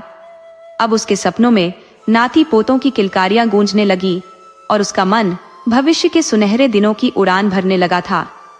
धनिया अपने दिल में रोज नए नए सपनों के ताने बाने बुनती थी। वह सोचती, मेरे माधव के बच्चे मेरी गोद में पलेंगे, मैं उनकी देखभाल करूंगी, उनका पालन पोषण करूंगी, बहू को अपनी बेटी की तरह रखूंगी ताकि घर में शांति और खुशी बनी रहे और मेरा बुढ़ापा चैन से बीते। इसी तरह वह हर रोज नए सपनों में खोई रहती, मानो उसका दिल उन सुनहरे भविष्य की ओर देख रहा हो। समय धीरे धीरे बीता और आखिरकार माधव की शादी का दिन आ ही गया। बारात पारो के दरवाजे तक पहुंची। नगाड़ों की गूंज और शहनाई की मिठास ने वातावरण को मधुर बना दिया। ठाकुर साहब ने अपनी पूरी सामर्थ्य के अनुसार बारात का स्वागत किया। रामू, जिसका दिल टूट चुका था, बस मन मसोस कर विवाह के आयोजन में सहयोग करता रहा। महिलाएं मंगल गीत गा रही थी और पारो की सखियां खुश होकर नाच रही थी। हर तरफ हंसी खुशी का माहौल था। लेकिन रामू के लिए यह खुशी का नहीं बल्कि दुख का दिन था। वह भीतर से बुरी तरह टूट चुका था। उसकी दुनिया उजड़ रही थी। उसकी आंखों के सामने वह लड़की जिससे वह प्यार करता था किसी और की हो रही थी। उसके सपने चूर चूर हो रहे थे। जैसे जैसे विवाह की रस्में पूरी होती जा रही थी, रामू का दिल और ज्यादा बोझिल होता जा रहा था। हवन कुंड के चारों ओर फेरे लगने लगे और मंत्रों की ध्वनि उसके दिल पर हथौड़े की तरह चोट कर रही थी। वह मासूम पारो को देखता, जिसकी मदद करने के लिए वह दिन रात मेहनत करता था। उसके दिल में पनप रहे प्यार के बीज अब जलते अंगारों में बदल चुके थे। रामू का हृदय दर्द से चीत्कार कर रहा था और वह किसी से कुछ कहने की स्थिति में नहीं था। वह अपने मन को मसोस कर चुपचाप देखता रहा, जैसे किसी ने उसके सपनों का संसार उजाड़ दिया हो। पारो, जिसने बचपन में गुड्डे गुड़ियों की शादियां खेल खेल में कराई थी, अब खुद दुल्हन बनकर मंडप में बैठी थी। उसे अब भी ये सब खेल जैसा लग रहा था, जैसे वह अभी भी गुड्डा गुड़िया का विवाह कर रही हो। लेकिन यह विवाह वास्तविक था और इसके साथ ही रामू का दिल हमेशा के लिए टूट गया। विवाह के उपरांत गुड़िया अपने गुड्डे के संग नए जीवन की ओर विदा हो जाती है। वह बस यही जानती थी कि वह एक साधारण यात्रा पर निकल रही है। उसे इस गूढ़ सच्चाई का भान नहीं था कि विवाह आत्माओं का एक शाश्वत बंधन है जो जन्म जन्मांतर तक चलता है। उसकी नादानी में वह माधव को गुड्डे जैसा ही मान बैठी थी और रामू और माधव में कोई फर्क नहीं समझ सकी। जब सुबह की हल्की धुंधलकी में पहाड़ों की ओर बैलगाड़ी रवाना हुई, वह अपने मासूम दिल में माधव को सिर्फ एक साथी समझ विदा हो गई। वहीं दूसरी ओर रामू के सारे सपने नगाड़ों की गर्जना में गुम हो गए। रामू की हालत उस किसान जैसी हो गई जिसने अपनी पूरी फसल बर्बाद होते देखी हो। उसके बिखरे हुए अरमानों का मलबा उसकी आंखों के आंसुओं के संग बह निकला। उसकी आंखें पलकों की सीमाएं तोड़ गंगा यमुना की तरह आंसू बहाने लगी। वह अपने टूटे हुए दिल को समेटे एक कोने में जाकर चुपचाप बैठ गया, जैसे किसी ने उसकी पूरी दुनिया छीन ली हो। आसमान में सूर्य अपनी पूरी तपन के साथ चमक रहा था, लेकिन रामू के भीतर सिर्फ अंधेरा था। बारात आगे बढ़ रही थी, लेकिन माधव के पेट में अचानक जलन उठी। कुछ समय बाद उसे उल्टियां होने लगी और दस्त भी। उसकी हालत बिगड़ती चली गई। बारातियों ने उसे कई घरेलू नुस्खे दिए, अजवाइन, हरण का चूर्ण, लेकिन कोई फायदा नहीं हुआ। उसका शरीर कमजोर पड़ने लगा, होंठ सूख गए और बेचैनी इतनी बढ़ गई कि एक एक कदम चलना मुश्किल हो गया। पानी पीते ही उल्टियां हो जाती और माधव की हालत बद से बदतर होती चली गई। बारातियों ने सूझबूझ दिखाते हुए उसे रास्ते में एक गांव के वैद्य के पास ले गए, लेकिन वैद्य ने देखते ही कह दिया, इसको हैजा हो गया है, अब इसका भगवान ही मालिक है। माधव की स्थिति लगातार गंभीर होती गई। उसके शरीर ने धीरे धीरे काम करना बंद कर दिया, हाथ पैर हिलना डुलना छोड़ चुके थे, आंखें पथरा गईं और फिर चलते चलते माधव ने रास्ते में ही दम तोड़ दिया। उसकी मृत्यु से पूरी बारात में हाहाकार मच गया। पारो ने बस इतना ही समझा कि उसका गुड्डा मर गया। बाराती माधव का शव लेकर गांव लौट आए और विधवा पारो भी साथ थी। गांव पहुंचते ही धनिया माधव की लाश देखकर मूर्छित होकर गिर पड़ी।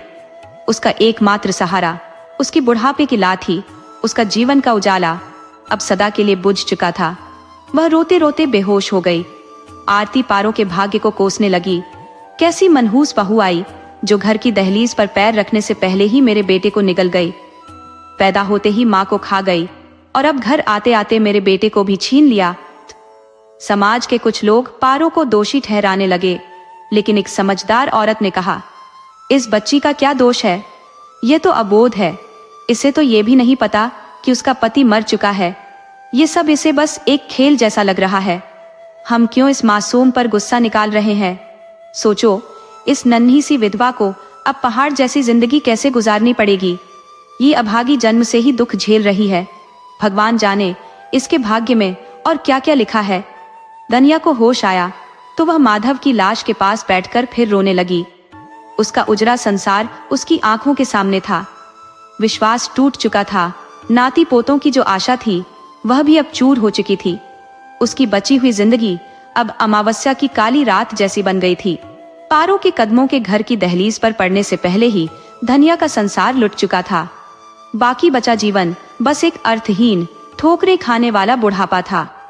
गांव वालों ने मिलकर माधव का अंतिम संस्कार कर दिया और धनिया का संसार हमेशा के लिए उजड़ गया। रीति रिवाज के मुताबिक विधवा पारो के बाल जबरदस्ती मुंडवा दिए गए। पारो ने अपने बालों के लिए बहुत आंसू बहाए, मगर उसकी किसी ने नहीं सुनी। उसे सफेद साड़ी भी पहना दी गई। पहाड़ों ने जैसे सफेद साड़ी के खिलाफ आवाज उठाई, लेकिन उसके मन की पुकार को कौन सुनने वाला था।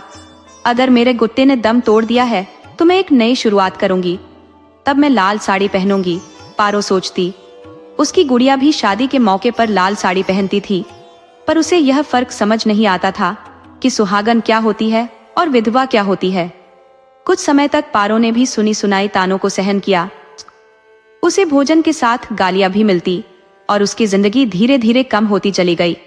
मगर जल्दी ही धनिया ने उसके हाथों में खुरपी पकड़ा दी और बोली, क्या तू लक्ष्मी बनी पड़ी रहेगी या कुछ काम भी करेगी?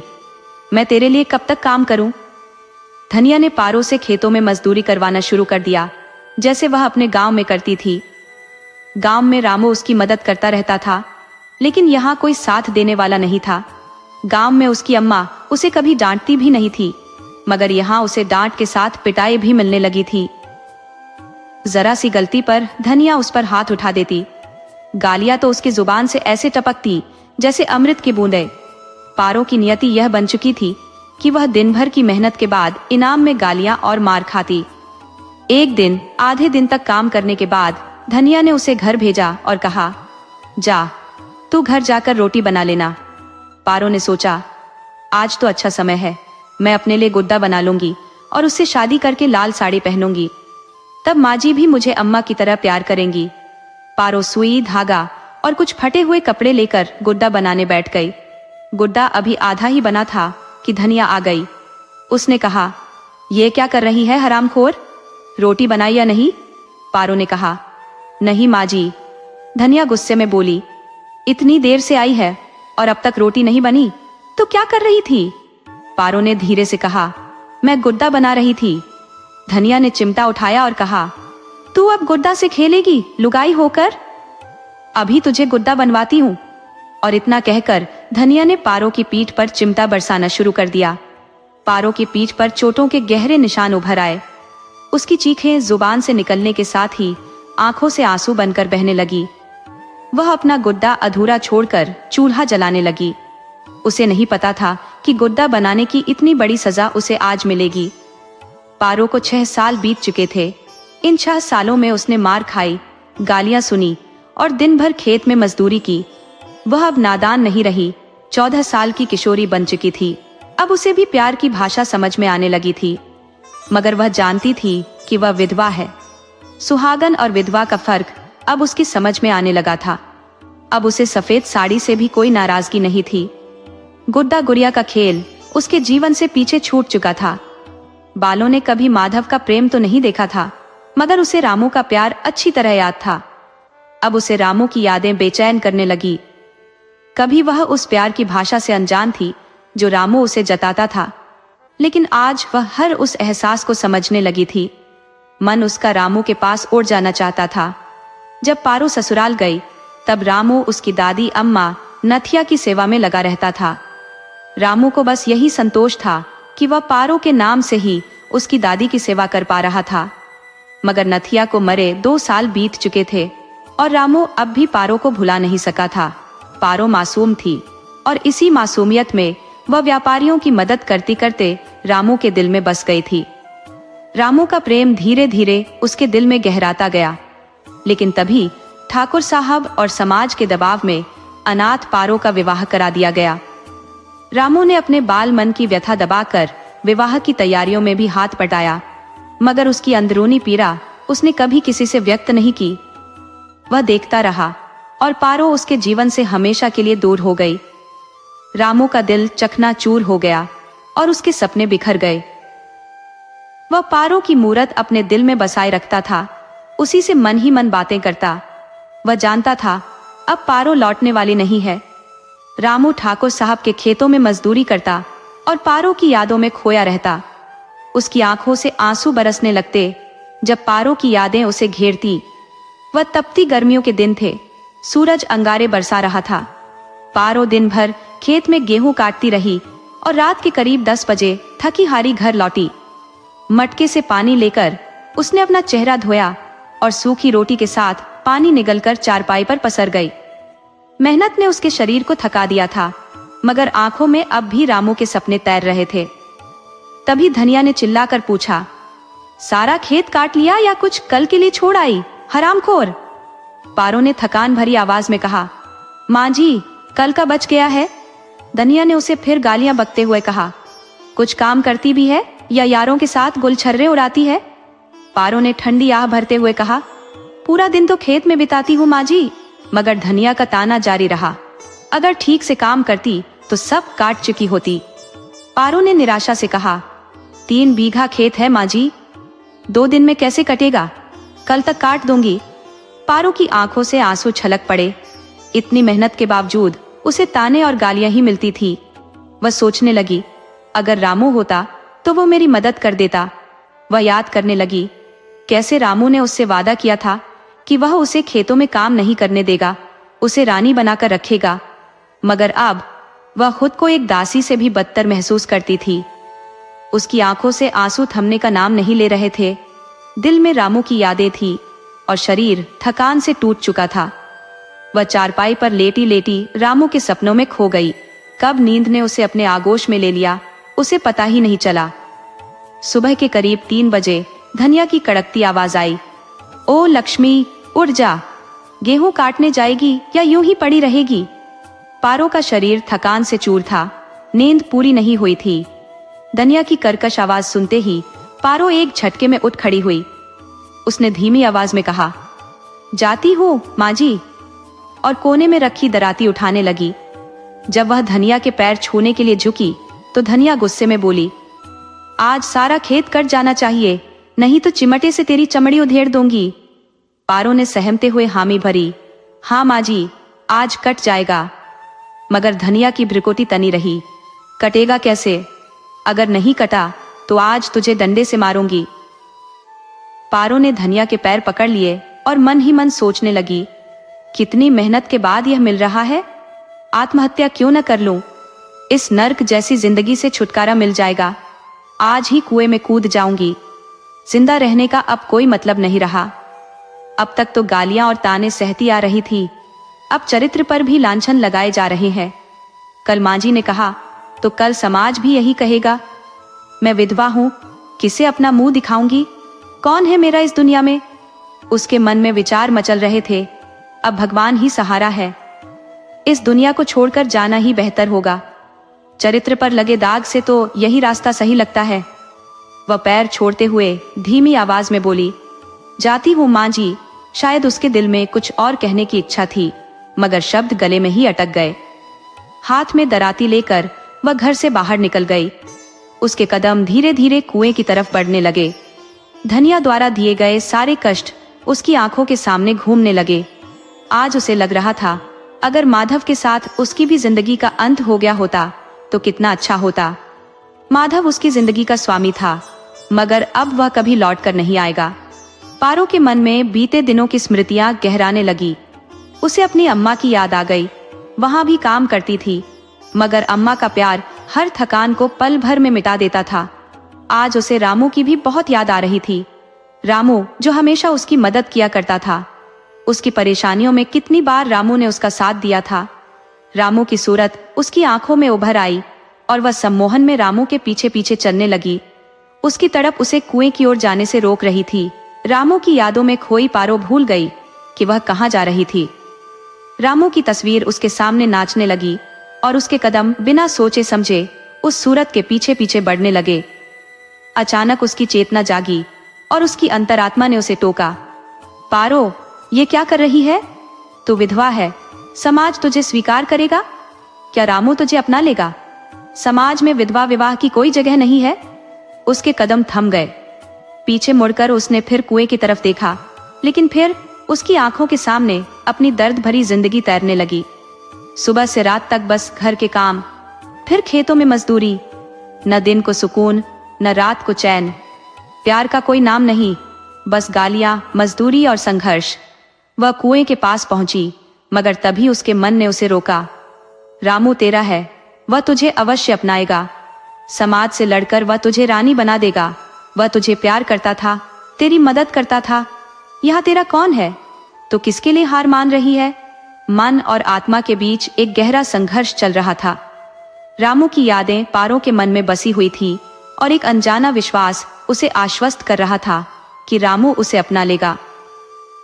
यह सोच उसे बार बार उसी ओर खींच रही थी और उसके कदम अनायास तेज होते जा रहे थे। वह सुबह होते होते अपने गांव के नजदीक पहुंच गई। दूर से ठाकुर साहब के खेतों की ओर उसकी नजरें उठी, जहां बचपन में उसने फसल काटी थी। गेहूं के खेत तैयार खड़े थे और धीरे धीरे उसके पैर उसी दिशा में मुड़ गए। पारो ने देखा कि रामू खेत में गेहूं काट रहा था। वह भी खेत के दूसरे छोर पर जाकर बैठ गई और दराती उठाकर गेहूं काटने लगी। किसी ग्रामीण को इसकी भनक भी नहीं लगी। दोनों कटाई करते करते अचानक एक दूसरे के सामने आ गए। पारो को देखकर रामू चौंक उठा। अरे पारो, तुम यहाँ? पारो ने सिर हिलाया। हाँ, मैं पारो हूँ। तुम तो अपने ससुराल में थी, रामू ने पूछा। वहां से चली आई, पारो ने शांत स्वर में जवाब दिया। क्यों? रामू ने हैरानी से पूछा। पारो की आंखों में हल्की चमक आई। क्या तू मेरी मदद करेगा? रामू ने मुस्कुराते हुए कहा। मैं हमेशा तेरी मदद करता रहा हूँ, बदले की बात नहीं है। मैं तुझसे प्यार करता था, इसलिए मदद करता था। पारो ने नम्रता से जवाब दिया। हाँ, मुझे अब एहसास हुआ है। मैं भी तुझसे प्यार करती हूँ, इसलिए तेरे पास आई हूँ। रामू ने कुछ पल सोचा, फिर बोला, मैंने हमेशा कहा था, जब तू बड़ी होगी तब समझेगी। अब तू समझ गई है। मैं तेरा इंतजार करता रहा हूँ। पारो ने गहरी सांस लेते हुए कहा। आज मैं तुझसे प्यार करती हूँ और अपनी पुरानी जिंदगी छोड़कर तेरे पास आई हूँ। क्या तू मुझे अपनाएगा? रामू की आंखें नम हो गईं। उसने कहा, हाँ पारो, मैं तुझे रानी बना लूंगा, जैसे मैंने कहा था। रामू की बाहें फैल गईं और पारो रोते हुए उसमें समा गई। दोनों को महसूस हुआ कि वे जन्मों के साथी हैं, जैसे दोनों की आत्माएं एक दूसरे को जानती थी। रामू ने प्यार से पारो को अपनी बाहों में समेट लिया और उस वक्त वे दोनों मानो दुनिया से दूर अपनी अलग ही दुनिया में खो गए। कुछ समय बाद रामू अपने घर पहुंचा और अपनी माँ को सब कुछ बताया, लेकिन उसकी माँ ने विधवा को बहू बनाने से साफ मना कर दिया। इस पर रामू ने दृढ़ता से कहा, मैं सिर्फ पारो से ही विवाह करूंगा। बात जब ठाकुर साहब तक पहुंची तो उन्होंने भी आकर रामू की माँ को समझाया कि पुरानी रूढ़िवादी सोच को छोड़कर आगे बढ़ना चाहिए। बच्चों की खुशी में अपनी खुशी देखनी चाहिए। पारो संस्कारी है, मेहनती है और यही काफी है। आखिरकार रामू की माँ ने पारो को स्वीकार कर लिया और दोनों का विवाह धूमधाम से संपन्न हुआ। अब रामू और पारो खुशी खुशी अपनी नई जिंदगी जीने लगे। दोस्तों, अगर आपको यह कहानी पसंद आई हो तो कृपया हमारे चैनल को लाइक, सब्सक्राइब और शेयर करें।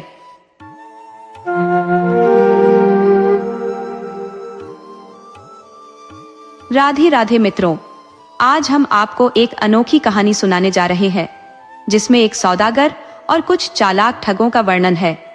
अगर आप हमारे चैनल पर नए हैं तो कृपया इसे लाइक करें, सब्सक्राइब करें और दूसरों के साथ शेयर करें। एक बार की बात है, एक बड़ा व्यापारी था जो दूर दराज के देशों में व्यापार करता था। उसकी विशेषता ये थी कि वह जहां भी किसी वस्तु को सस्ते दामों पर उपलब्ध पाता, उसे खरीदकर दूसरे देशों में ऊंचे दामों पर बेच देता। इस तरीके से उसने काफी मुनाफा कमाया और उसका व्यापार खूब फल फूल रहा था। एक दिन उसे खबर मिली कि तेहरान में चंदन की लकड़ी बहुत ऊंचे दामों पर बिकती है। इस समाचार ने उसके मन में लालच भर दिया। उसने अपनी सारी संपत्ति बेचकर चंदन खरीद लिया और तेहरान की ओर रवाना हो गया। जैसे ही वह तेहरान के पास पहुंचा, वहां के एक स्थानीय चंदन व्यापारी को इस बात का पता चला। वह बहुत चिंतित हो गया। उसने सोचा कि यदि यह बाहरी व्यापारी यहां आकर व्यापार करेगा तो उसकी बिक्री बुरी तरह प्रभावित हो जाएगी। इसलिए उसने एक चालाक योजना बनाई ताकि यह सौदागर शहर में दाखिल होने से पहले ही भ्रमित होकर फंस जाए। वह व्यापारी चंदन की कुछ लकड़ियां लेकर उस पड़ाव के पास पहुंचा जहां सौदागर ठहरा हुआ था।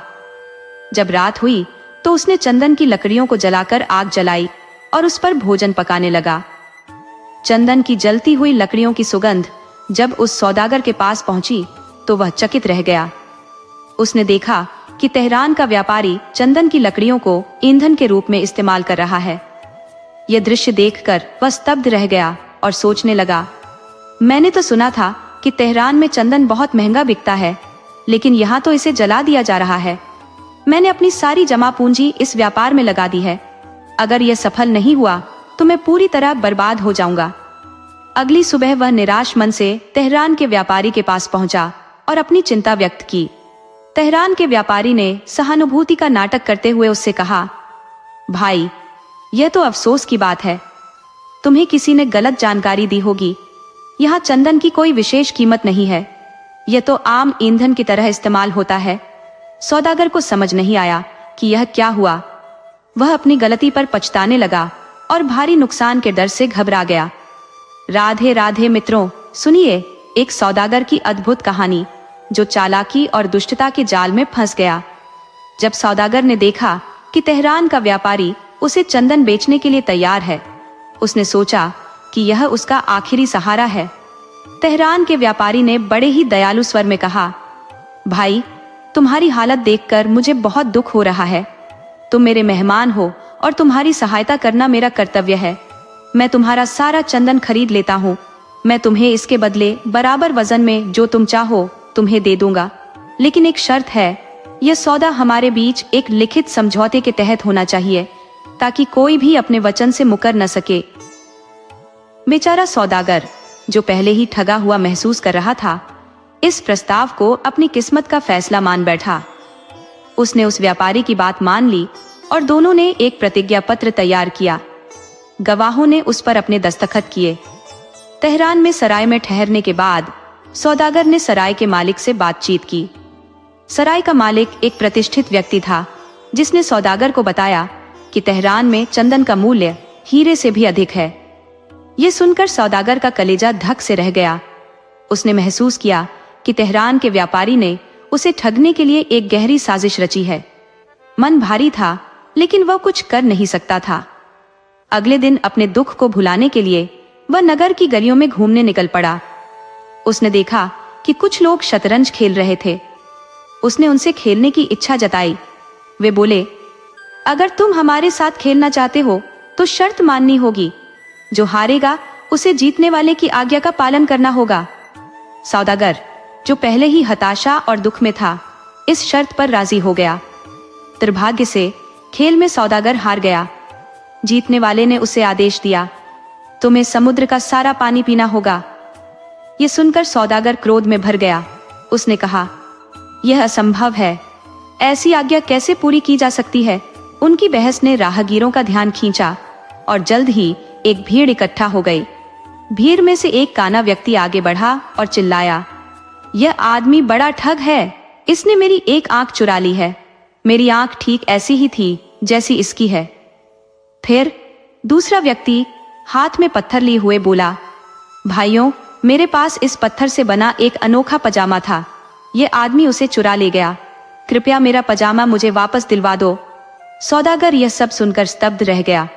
उसे समझ नहीं आया कि यह सब क्या हो रहा है। वह ठगा हुआ, दुखी और परेशान होकर खड़ा रह गया। सौदागर अब उन ठगों के जाल में बुरी तरह फंस चुका था। लोग उससे पत्थर का पजामा और काने की आंख मांगने लगे। बेचारा सौदागर, जिसे यह सब समझ में ही नहीं आ रहा था, केवल उन्हें स्तब्ध होकर देखता रह गया और अपने दुर्भाग्य को कोसता रहा। वह सोचने लगा कि क्यों उसने इन लोगों के चंगुल में फंसने का रास्ता चुना। इतने में वह भटियारा, जिसकी सराय में सौदागर ठहरा हुआ था, वहां आ पहुंचा। उसने सौदागर की हालत देखी और सारा हाल सुनने के बाद उन लोगों से कहा, यह सौदागर अब मेरी जमानत पर है। जिस दिन तुम अदालत में इसे पेश करने को कहोगे, मैं इसे हाजिर कर दूंगा। भटियारे की ईमानदारी और प्रतिष्ठा के कारण वहां के लोग उस पर विश्वास करते थे। उन्होंने भटियारे की बात मान ली और सौदागर को उसके साथ जाने दिया। भटियारा सौदागर को सराय ले गया। सौदागर की हालत देखकर भटियारे को बहुत तरस आया। सराय पहुंचने पर सौदागर ने रोते हुए अपना पूरा किस्सा भटियारे को सुनाया। यह सुनकर भटियारे ने कहा, भाई, यह शहर ठगों और बदमाशों से भरा पड़ा है। तुम उनके जाल में बुरी तरह फंस गए हो, परंतु घबराओ मत। मैं तुम्हें एक उपाय बताता हूँ, उससे तुम्हारा बचाव जरूर हो जाएगा। भटियारे ने अपनी योजना बताते हुए कहा, इस शहर के सारे ठगों और बदमाशों का एक उस्ताद है जो आंखों से अंधा है। ये सब ठग हर शाम उसके पास जाकर अपनी करतूतें सुनाते हैं और उससे नई तरकीबें सीखते हैं। आज रात तुम ठग का भेष बनाकर उस अंधे उस्ताद के पास पहुंच जाना। जो लोग तुम्हें फंसाने के लिए जिम्मेदार है, वे भी वहां आएंगे और अपनी बात बताएंगे। तुम ध्यानपूर्वक उनकी बातें सुनना। मुझे पूरा विश्वास है कि तुम्हारे काम की कोई बात जरूर सामने आएगी। सौदागर ने भटियारे की बात मानी और ठग का वेश बनाकर ठगों के अड्डे पर पहुंच गया। वहां एक कोने में छिपकर बैठ गया और इंतजार करने लगा। थोड़ी देर में सभी ठग वहां आने लगे। सबसे पहले चंदन का व्यापारी वहां पहुंचा और अपनी कहानी सुनाने लगा। उसने अपनी चालाकी की खूब शेखी बघारी और कहा, उस्ताद, मेरी तरकीब सफल हो गई। लाखों का माल मेरे हाथ लग गया। अब तो हमारी किस्मत चमक गई। ये सुनकर अंधा उस्ताद जोर से हंसा और बोला, साहबजादे, तुम्हारी चालाकी का कमाल तो ये है कि खुद तुम सौदागर के पंजे में उल्टा फंस गए हो। जितना तुम खुश हो रहे हो, उतना ही पछताना पड़ेगा। चंदन का व्यापारी यह सुनकर सन्न रह गया। उसने घबराते हुए कहा, उस्ताद, भला वह मूर्ख सौदागर ऐसा क्या कर सकता है? उस्ताद ने हंसते हुए जवाब दिया, तुमने उससे जो इकरारनामा किया है, मान लो वह तुमसे कहे कि उसी वजह से अब मुझे पिस्सू लाकर दो, तो सोचो तुम पिस्सू कहां से लाओगे? ये सुनते ही चंदन का व्यापारी अवाक रह गया। वह सोचने लगा कि अब क्या किया जाए। उसने बड़बड़ाते हुए कहा, जो होगा देखा जाएगा। नियत तिथि पर भटियारा सौदागर को लेकर अदालत पहुंचा। वहां पर चारों ठग भी मौजूद थे। काजी ने सबसे पहले चंदन के व्यापारी का मामला पेश किया और सौदागर से पूछा, इस मामले में तुम्हारा क्या कहना है? सौदागर ने विनम्रता से कहा, मैं अपने वादे के अनुसार चंदन देने के लिए पूरी तरह तैयार हूं, परंतु इसके बदले में जो पिस्सू नामक जानवर है, उतने ही वजन में मुझे दिलवाया जाए जितना वजन मेरे चंदन का है। ये सुनते ही काजी ने तेहरान के व्यापारी की ओर देखा और गंभीर स्वर में कहा, यह सौदागर ईमानदार प्रतीत होता है। ये प्रतिज्ञा पत्र के अनुसार अपने माल की अदायगी करने को तैयार है। अब तुम्हारे वादे के अनुसार तुम्हें चंदन के बराबर वजन के पिस्सू उपलब्ध करवाने होंगे। अगर तुम ये कर सको तो चंदन ले लो, अन्यथा तुम्हारा दावा झूठा है। तेहरान का व्यापारी यह सुनकर हक्का बक्का रह गया। उसने सिर झुकाकर कहा, काजी साहब, यह असंभव है, मैं इतनी बड़ी शर्त पूरी नहीं कर सकता। काजी ने घोषणा की, इस स्थिति में यह मामला समाप्त होता है। सौदागर बेकसूर है और तुम्हारा दावा खारिज किया जाता है। अब काजी ने दूसरा मामला पेश किया। वह शतरंज खेलने वाले की शर्त का मामला था। शतरंज के खिलाड़ी ने काजी से कहा, सौदागर को मेरी शर्त के अनुसार समुद्र का सारा पानी पीना होगा। काजी ने सौदागर से पूछा, क्या तुम इसे पूरा करने को तैयार हो? सौदागर मुस्कुराते हुए बोला, मैं अपनी शर्त के अनुसार समुद्र का पानी पीने के लिए तैयार हूं, परंतु पहले वह सभी नदियां, झरने और जल के स्रोत बंद कर दिए जाए जो समुद्र में पानी गिराते रहते हैं। जब समुद्र में कोई नया पानी नहीं बहेगा तब मैं इसे पीने की शुरुआत करूंगा। काजी ने शतरंज के खिलाड़ी की ओर देखा और कहा, तुम्हारी शर्त पूरी करना संभव नहीं है। यह मामला भी समाप्त होता है। सौदागर निर्दोष है। इसके बाद तीसरा मामला पेश किया गया जो पत्थर के पजामे का था। ठग ने कहा, यह सौदागर मेरा पत्थर का पजामा चुरा कर ले गया। अगर यह पजामा वापस नहीं दे सकता तो इसकी कीमत के 1000 रुपये मुझे दिलवाए जाए। सौदागर ने उत्तर दिया, मैं पत्थर का पजामा सिलने को तैयार हूँ, लेकिन इसके लिए पहले पत्थर का धागा लाकर दिया जाए ताकि मैं उसे सिल सकूं। काजी ने ठग से पूछा, क्या तुम पत्थर का धागा ला सकते हो? ठग ने निराश स्वर में कहा, यह संभव नहीं है। काजी ने घोषणा की, यह दावा भी झूठा है। सौदागर निर्दोष है। अब बारी आई चौथे ठग की, जिसने सौदागर पर उसकी आंख चुराने का आरोप लगाया था। उसने कहा, यह सौदागर मेरी एक आंख चुरा कर ले गया है, मुझे मेरी आंख वापस चाहिए। सौदागर ने बड़े ही शांत स्वर में कहा, यदि आपकी बात सच है तो पहले अपनी दूसरी आंख निकालें। मैं अपनी आंख निकालकर उसके साथ तोल दूंगा। अगर दोनों आंखों का वजन बराबर हुआ तो मैं अपनी आंख आपको दे दूंगा, अन्यथा आपका दावा झूठा सिद्ध होगा। ये सुनकर काजी ने ठग की ओर देखा और पूछा, क्या तुम अपनी दूसरी आंख निकालने को तैयार हो? ठग यह सुनकर घबरा गया और कांपते हुए बोला, नहीं, मैं ऐसा नहीं कर सकता, मेरा दावा झूठा था। काजी ने ठगों को फटकारते हुए कहा, तुम सबने इस निर्दोष सौदागर को झूठे मामलों में फंसाने की कोशिश की। अब मैं तुम्हें चेतावनी देता हूँ कि यदि भविष्य में ऐसा किया तो तुम्हें कड़ी सजा मिलेगी। काजी ने खाना आदमी से गंभीर स्वर में कहा, तुम्हारा दावा सुन लिया गया है। अगर तुम सच कह रहे हो कि सौदागर ने तुम्हारी आंख चुरा ली है तो पहले अपनी दूसरी आंख निकालकर पेश करो। सौदागर अपनी आंख निकालकर तुम्हारी आंख के साथ तोलने को तैयार है। अगर वजन बराबर हुआ तो तुम्हारा दावा सही मान लिया जाएगा, अन्यथा तुम्हें झूठ बोलने के जुर्म में दंडित किया जाएगा। ये सुनते ही खाना आदमी के होश उड़ गए। वह बुरी तरह डरकर कांपने लगा और गिड़गिड़ाते हुए कहने लगा, हुजूर, मुझसे बहुत बड़ी गलती हो गई। मेरा दावा झूठा था, कृपया मुझे माफ कर दीजिए। मैं इस पर कोई इल्जाम नहीं लगाना चाहता। काजी ने कठोर स्वर में कहा, तुमने एक निर्दोष व्यक्ति पर झूठा आरोप लगाया और उसे परेशान किया। तुम्हें इसके लिए सजा मिलेगी। सिपाही, इसे पकड़कर 15 कोड़े लगाओ और इसके बाद इसे जेल में डाल दो। सिपाही ने तुरंत उस झूठे व्यक्ति को पकड़ लिया और उसे सजा देने के लिए ले गए। अब तीसरे ठग की बारी आई, जिसने पत्थर के पजामे और कुर्ते का दावा किया था। काजी ने उससे पूछा, तुम्हारा दावा क्या है? वह डरते कांपते हुए बोला, हुजूर, इस सौदागर ने मेरा पत्थर का कुर्ता और पजामा चुरा लिया है, कृपया इसे मुझे वापस दिलवाएं। काजी ने सौदागर से पूछा, तुम अपनी सफाई में क्या कहना चाहते हो? सौदागर ने शांत स्वर में कहा, हुजूर, यह आदमी झूठ बोल रहा है। पत्थर का कुर्ता और पजामा बनाना ही असंभव है, लेकिन अगर यह मुझे पत्थर का धागा ला कर दे तो मैं इसके पत्थर के कुर्ते और पजामे को सिलवा दूंगा। काजी ने उस आदमी से कहा, अगर तुम्हारा दावा सही है तो पत्थर का धागा लेकर आओ। ये सुनकर ठग बिल्कुल चुप हो गया। पत्थर का धागा लाना असंभव था। वह डर और शर्म से कांपने लगा। काजी ने क्रोध में कहा, तुमने झूठा दावा करके अदालत का समय बर्बाद किया और एक निर्दोष व्यक्ति को परेशान किया। सिपाही, इसे पकड़कर 20 कोड़े मारो और जेल में डाल दो। सिपाही ने उसे पकड़ लिया और सजा के लिए ले गए। अब काजी ने तेहरान के व्यापारी की ओर देखा। वह पहले से ही भयभीत और हताश था। काजी ने कहा, तुमने इस भोले सौदागर के साथ छल कपट किया और इसे धोखा देकर इसका माल हड़पने की कोशिश की। ये तुम्हारी करतूतों का नतीजा है।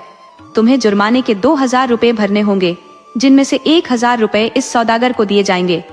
तेहरान का व्यापारी रोने और गिड़गिड़ाने लगा, हुजूर, मुझसे बहुत बड़ी गलती हो गई, मुझे माफ कर दीजिए, मैं अब ऐसा कभी नहीं करूंगा। काजी ने सख्ती से कहा, न्याय में माफी नहीं होती, तुम्हें तुम्हारी गलती का दंड अवश्य मिलेगा। जुर्माने की रकम तुरंत अदा करो। तेहरान के व्यापारी ने भारी मन से 2000 रुपए का जुर्माना अदा किया, जिसमें से 1000 रुपए सौदागर को दे दिए गए। काजी ने आखिरी ठग की तरफ गंभीरता से देखा और कहा, तुम्हारी शर्त पूरी करने के लिए सौदागर तैयार है, लेकिन जैसा उसने कहा है, पहले तुम उन सभी नदियों का पानी रोक दो जो समुद्र में गिरती रहती है। जब यह काम हो जाएगा, तब सौदागर समुद्र का सारा पानी पीने के लिए तैयार है। ये सुनते ही ठग के होश उड़ गए। उसका चेहरा पीला पड़ गया और उसने गिड़गिड़ाना शुरू कर दिया। उसने काजी के पैरों पर गिरकर कहा, हुजूर, मुझसे बहुत बड़ी भूल हो गई, मैं अपनी शर्त वापस लेता हूँ, कृपया मुझे माफ कर दीजिए। काजी ने खड़े स्वर में कहा, तुमने अपनी धूर्तता से एक निर्दोष व्यापारी को परेशान किया, इसलिए तुम्हें तुम्हारे अपराध की सजा अवश्य मिलेगी। सिपाहियों, इसे पकड़कर 20 कोड़े लगाओ और जेल में डाल दो। अगर भविष्य में यह फिर कोई धोखाधड़ी करता है तो इसे सख्त से सख्त सजा दी जाएगी। सिपाही ठग को पकड़कर कोड़े लगाने के लिए ले गए, परंतु सौदागर, जो स्वभाव से अत्यंत दयालु और सज्जन व्यक्ति था, ने ठग की हालत देखकर काजी से कहा, काजी साहब, इन लोगों ने मेरे साथ जो अन्याय किया है उसकी सजा तो इन्हें मिल ही चुकी है, लेकिन मेरा मानना है कि हमें दूसरों के अपराधों को माफ कर देने की उदारता रखनी चाहिए। अगर आप मुझे अनुमति दें तो मैं इन लोगों को माफ करना चाहता हूँ। सौदागर की बात सुनकर काजी प्रसन्न हुआ और उसकी महानता की प्रशंसा करते हुए ठगों को माफ कर दिया। तीनों ठगों ने ईश्वर की शपथ खाई कि वे भविष्य में कभी किसी के साथ धोखाधड़ी नहीं करेंगे। इस प्रकार सौदागर ने अपनी बुद्धिमानी और दयालुता से न केवल न्याय प्राप्त किया, बल्कि ठगों को सही राह पर चलने की सीख भी दी। सौदागर ने अपने चंदन को ऊंचे दाम पर बेचकर काफी धन कमाया और खुशी खुशी अपने घर लौट गया। इस अनुभव ने उसे यह समझा दिया कि व्यापार के दौरान ठगों और धोखेबाजों से सतर्क रहना कितना जरूरी है। दोस्तों, अगर यह कहानी आपको अच्छी लगी हो तो इसे लाइक, शेयर और सब्सक्राइब करना न भूलें।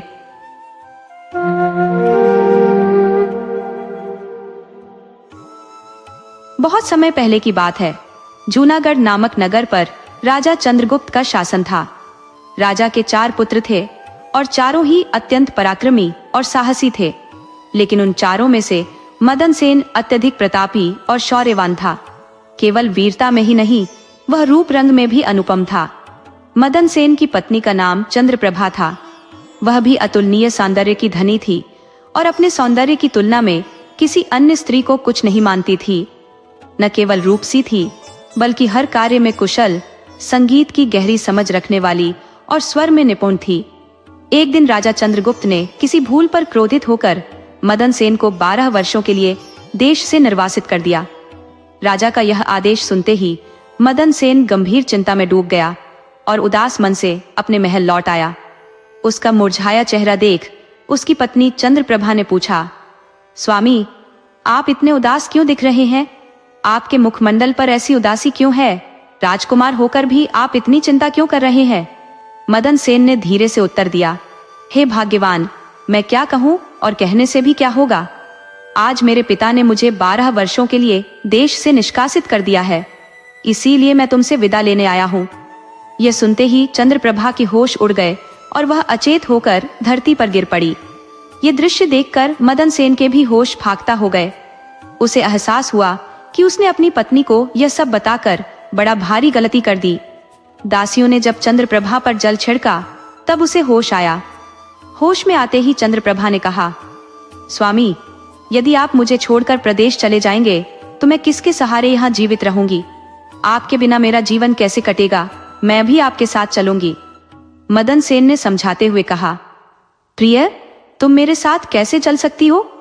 प्रदेश में अनगिनत कष्टों का सामना करना पड़ता है और तुम महलों में पली बढ़ी मखमली कालीनों पर चलने वाली, इन कठिनाइयों को कैसे सहन करोगी? परंतु चंद्रप्रभा ने दृढ़ता से कहा, स्वामी, जो भी दुख आपको भोगने पड़ेंगे वे मेरे लिए खुशी का कारण होंगे। आपके बिना महल के ये सुख मेरे लिए कांटों से कम नहीं है। इससे अच्छा तो यही है कि मैं आपके साथ चलूं। उसकी आंखों से आंसू बहने लगे। मदन सेन ने महसूस किया कि वह उसे अकेला छोड़कर नहीं जा सकता, इसलिए उसने कहा, प्रिय, चिंता मत करो, मैं तुम्हें अपने साथ ले चलूंगा। ये सुनते ही चंद्रप्रभा का चेहरा खिल उठा और वह यात्रा की तैयारियों में जुट गई। अगले दिन चंद्रप्रभा और मदन सेन नगर छोड़कर एक गहन जंगल की ओर निकल पड़े। जब दोनों चलते चलते बेहद थक गए तो उन्होंने एक बरगद के पेड़ की छांव में ठहरने का निश्चय किया। दोनों अत्यधिक थके हुए थे। ठंडी हवाओं के मध्यम झोंके उन्हें नींद की मीठी आगोश में ले गए, लेकिन थोड़ी देर बाद ही एक विषैला सांप रानी चंद्रप्रभा को डंस गया। सांप के दस्ते ही वह तड़पने लगी। मदन सेन की नींद खुली तो उन्होंने अपनी पत्नी को तड़पते और सांप को जाते हुए देखा। मदन सेन की चिंता अब हद पार कर चुकी थी। कुछ ही समय में जहर चंद्रप्रभा के शरीर में फैल गया और वह बेहोश हो गई। अंततः उसकी मृत्यु हो गई। रानी की मृत्यु देखकर मदन सेन जोर जोर से रोने लगा। उसका दुख भरा विलाप सुनकर जंगल के जीव जंतु भी बेचैन हो उठे। मदन सेन के मन में विचार आया, जब जीवन संगिनी ही नहीं रही तो मेरा जीवन भी अब निरर्थक है। मुझे भी अपने प्राण त्याग देने चाहिए। ये सोचकर वह उठा और जंगल से लकड़ियां बीनने लगा। वह अपने आप से कहता जा रहा था, रानी के साथ ही मैं भी अग्नि में जल जाऊंगा। संयोगवश उसी समय भगवान शिव और माता पार्वती पृथ्वीलोक पर विचरण करते हुए वहां से गुजर रहे थे। माता पार्वती ने मदन सेन की करुण पुकार सुनी और उनका हृदय करुणा से भर गया। उन्होंने महादेव से कहा, प्रभु, कोई व्यक्ति बहुत ही दयनीय स्वर में रो रहा है। उसकी आवाज मेरे हृदय को झकझोर रही है। आप कृपा करके उसके दुख का निवारण कीजिए। महादेव ने उत्तर दिया, हे प्रिय, पृथ्वी पर हर कोई किसी न किसी दुख में है।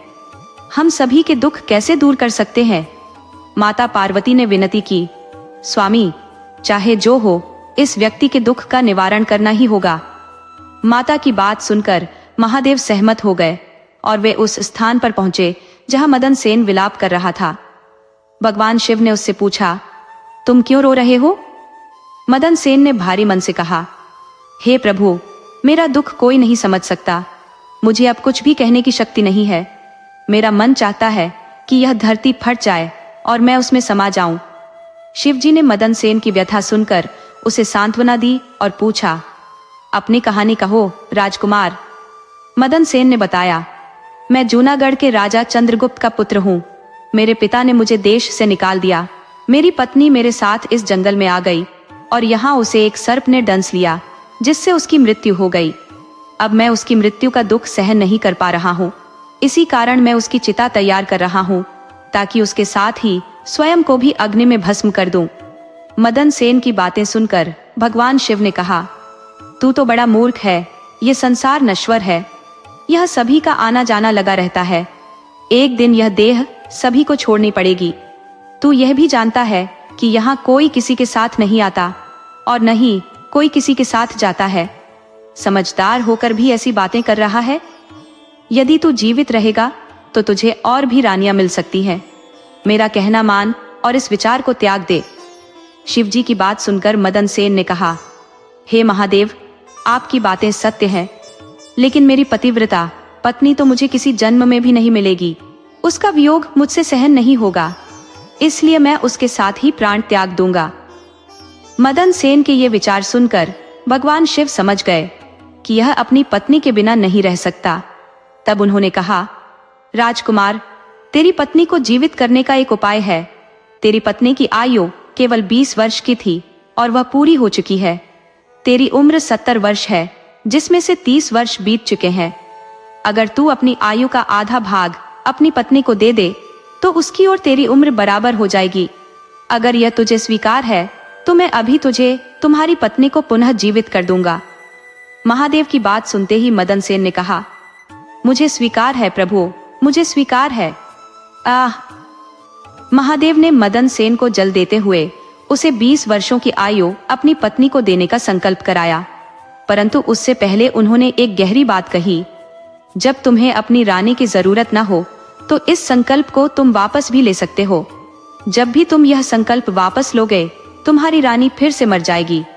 लेकिन याद रखना, इसे कभी भी रानी को मत बताना, क्योंकि किसी वक्त यह तुम्हारे काम आ सकता है।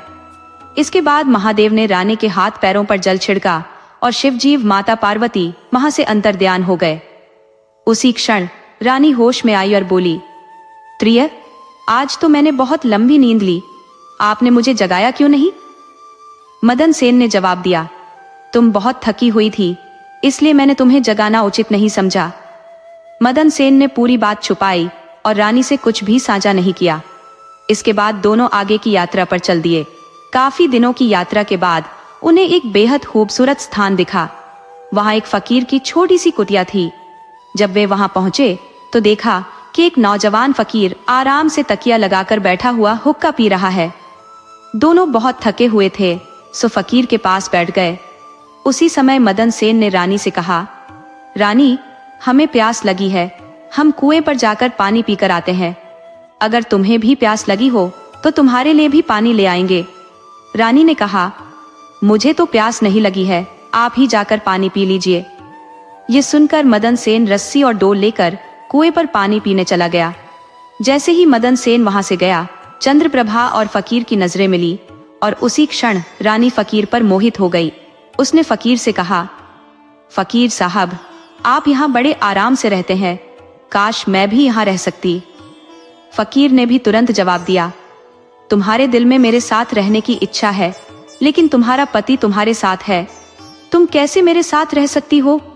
चंद्रप्रभा ने साफ शब्दों में कहा, मेरा दिल तो आपके साथ रहने का कर रहा है, लेकिन मेरे पति के रहते यह संभव नहीं है। फकीर ने कहा, तो एक उपाय है, किसी तरह अपने पति को कुएं में धकेल दो, फिर हम दोनों आराम से यहाँ रह सकते हैं और जिंदगी भर सुखी रहेंगे। रानी ने तुरंत सहमति जताई, ठीक है, मैं ऐसा ही करूंगी। इतने में मदन सेन पानी पीकर वापस आ गया। रानी ने कहा, स्वामी, अब मुझे भी प्यास लगी है, मुझे भी कुएं पर ले चलो और पानी पिलाओ। मदन सेन ने कहा, मैंने तो तुमसे पहले ही पूछा था, लेकिन तुमने मना कर दिया था। खैर, अब चलो, मैं तुम्हें भी पानी पिला देता हूँ। रानी मदन सेन के साथ कुएं पर चल दी, लेकिन उसके मन में धोखा था। बेचारा मदन सेन अपनी पत्नी के प्रेम में इतना अंधा हो गया था कि उसे उसकी योजना का जरा भी आभास नहीं था। सच ही कहा है, स्त्रियों के मन को देवता भी नहीं समझ सकते, तो इंसान क्या चीज है। कई चतुर चालाक लोग भी उनके छल में फंस जाते हैं। जब मदन सेन कुएं से पानी भरने लगा, तभी रानी ने उसे पीछे से जोर का धक्का दिया और मदन सेन कुएं में जा गिरा। इसके बाद वह फकीर के पास वापस लौट आई। फकीर ने उसे अपने साथ लिया और दोनों एक बड़े शहर में जाकर ऐशो आराम से रहने लगे। उस फकीर ने चंद्रप्रभा को नृत्य और संगीत सिखाया और जल्दी ही वह अपने नृत्य की कला से पूरे नगर में प्रसिद्ध हो गई।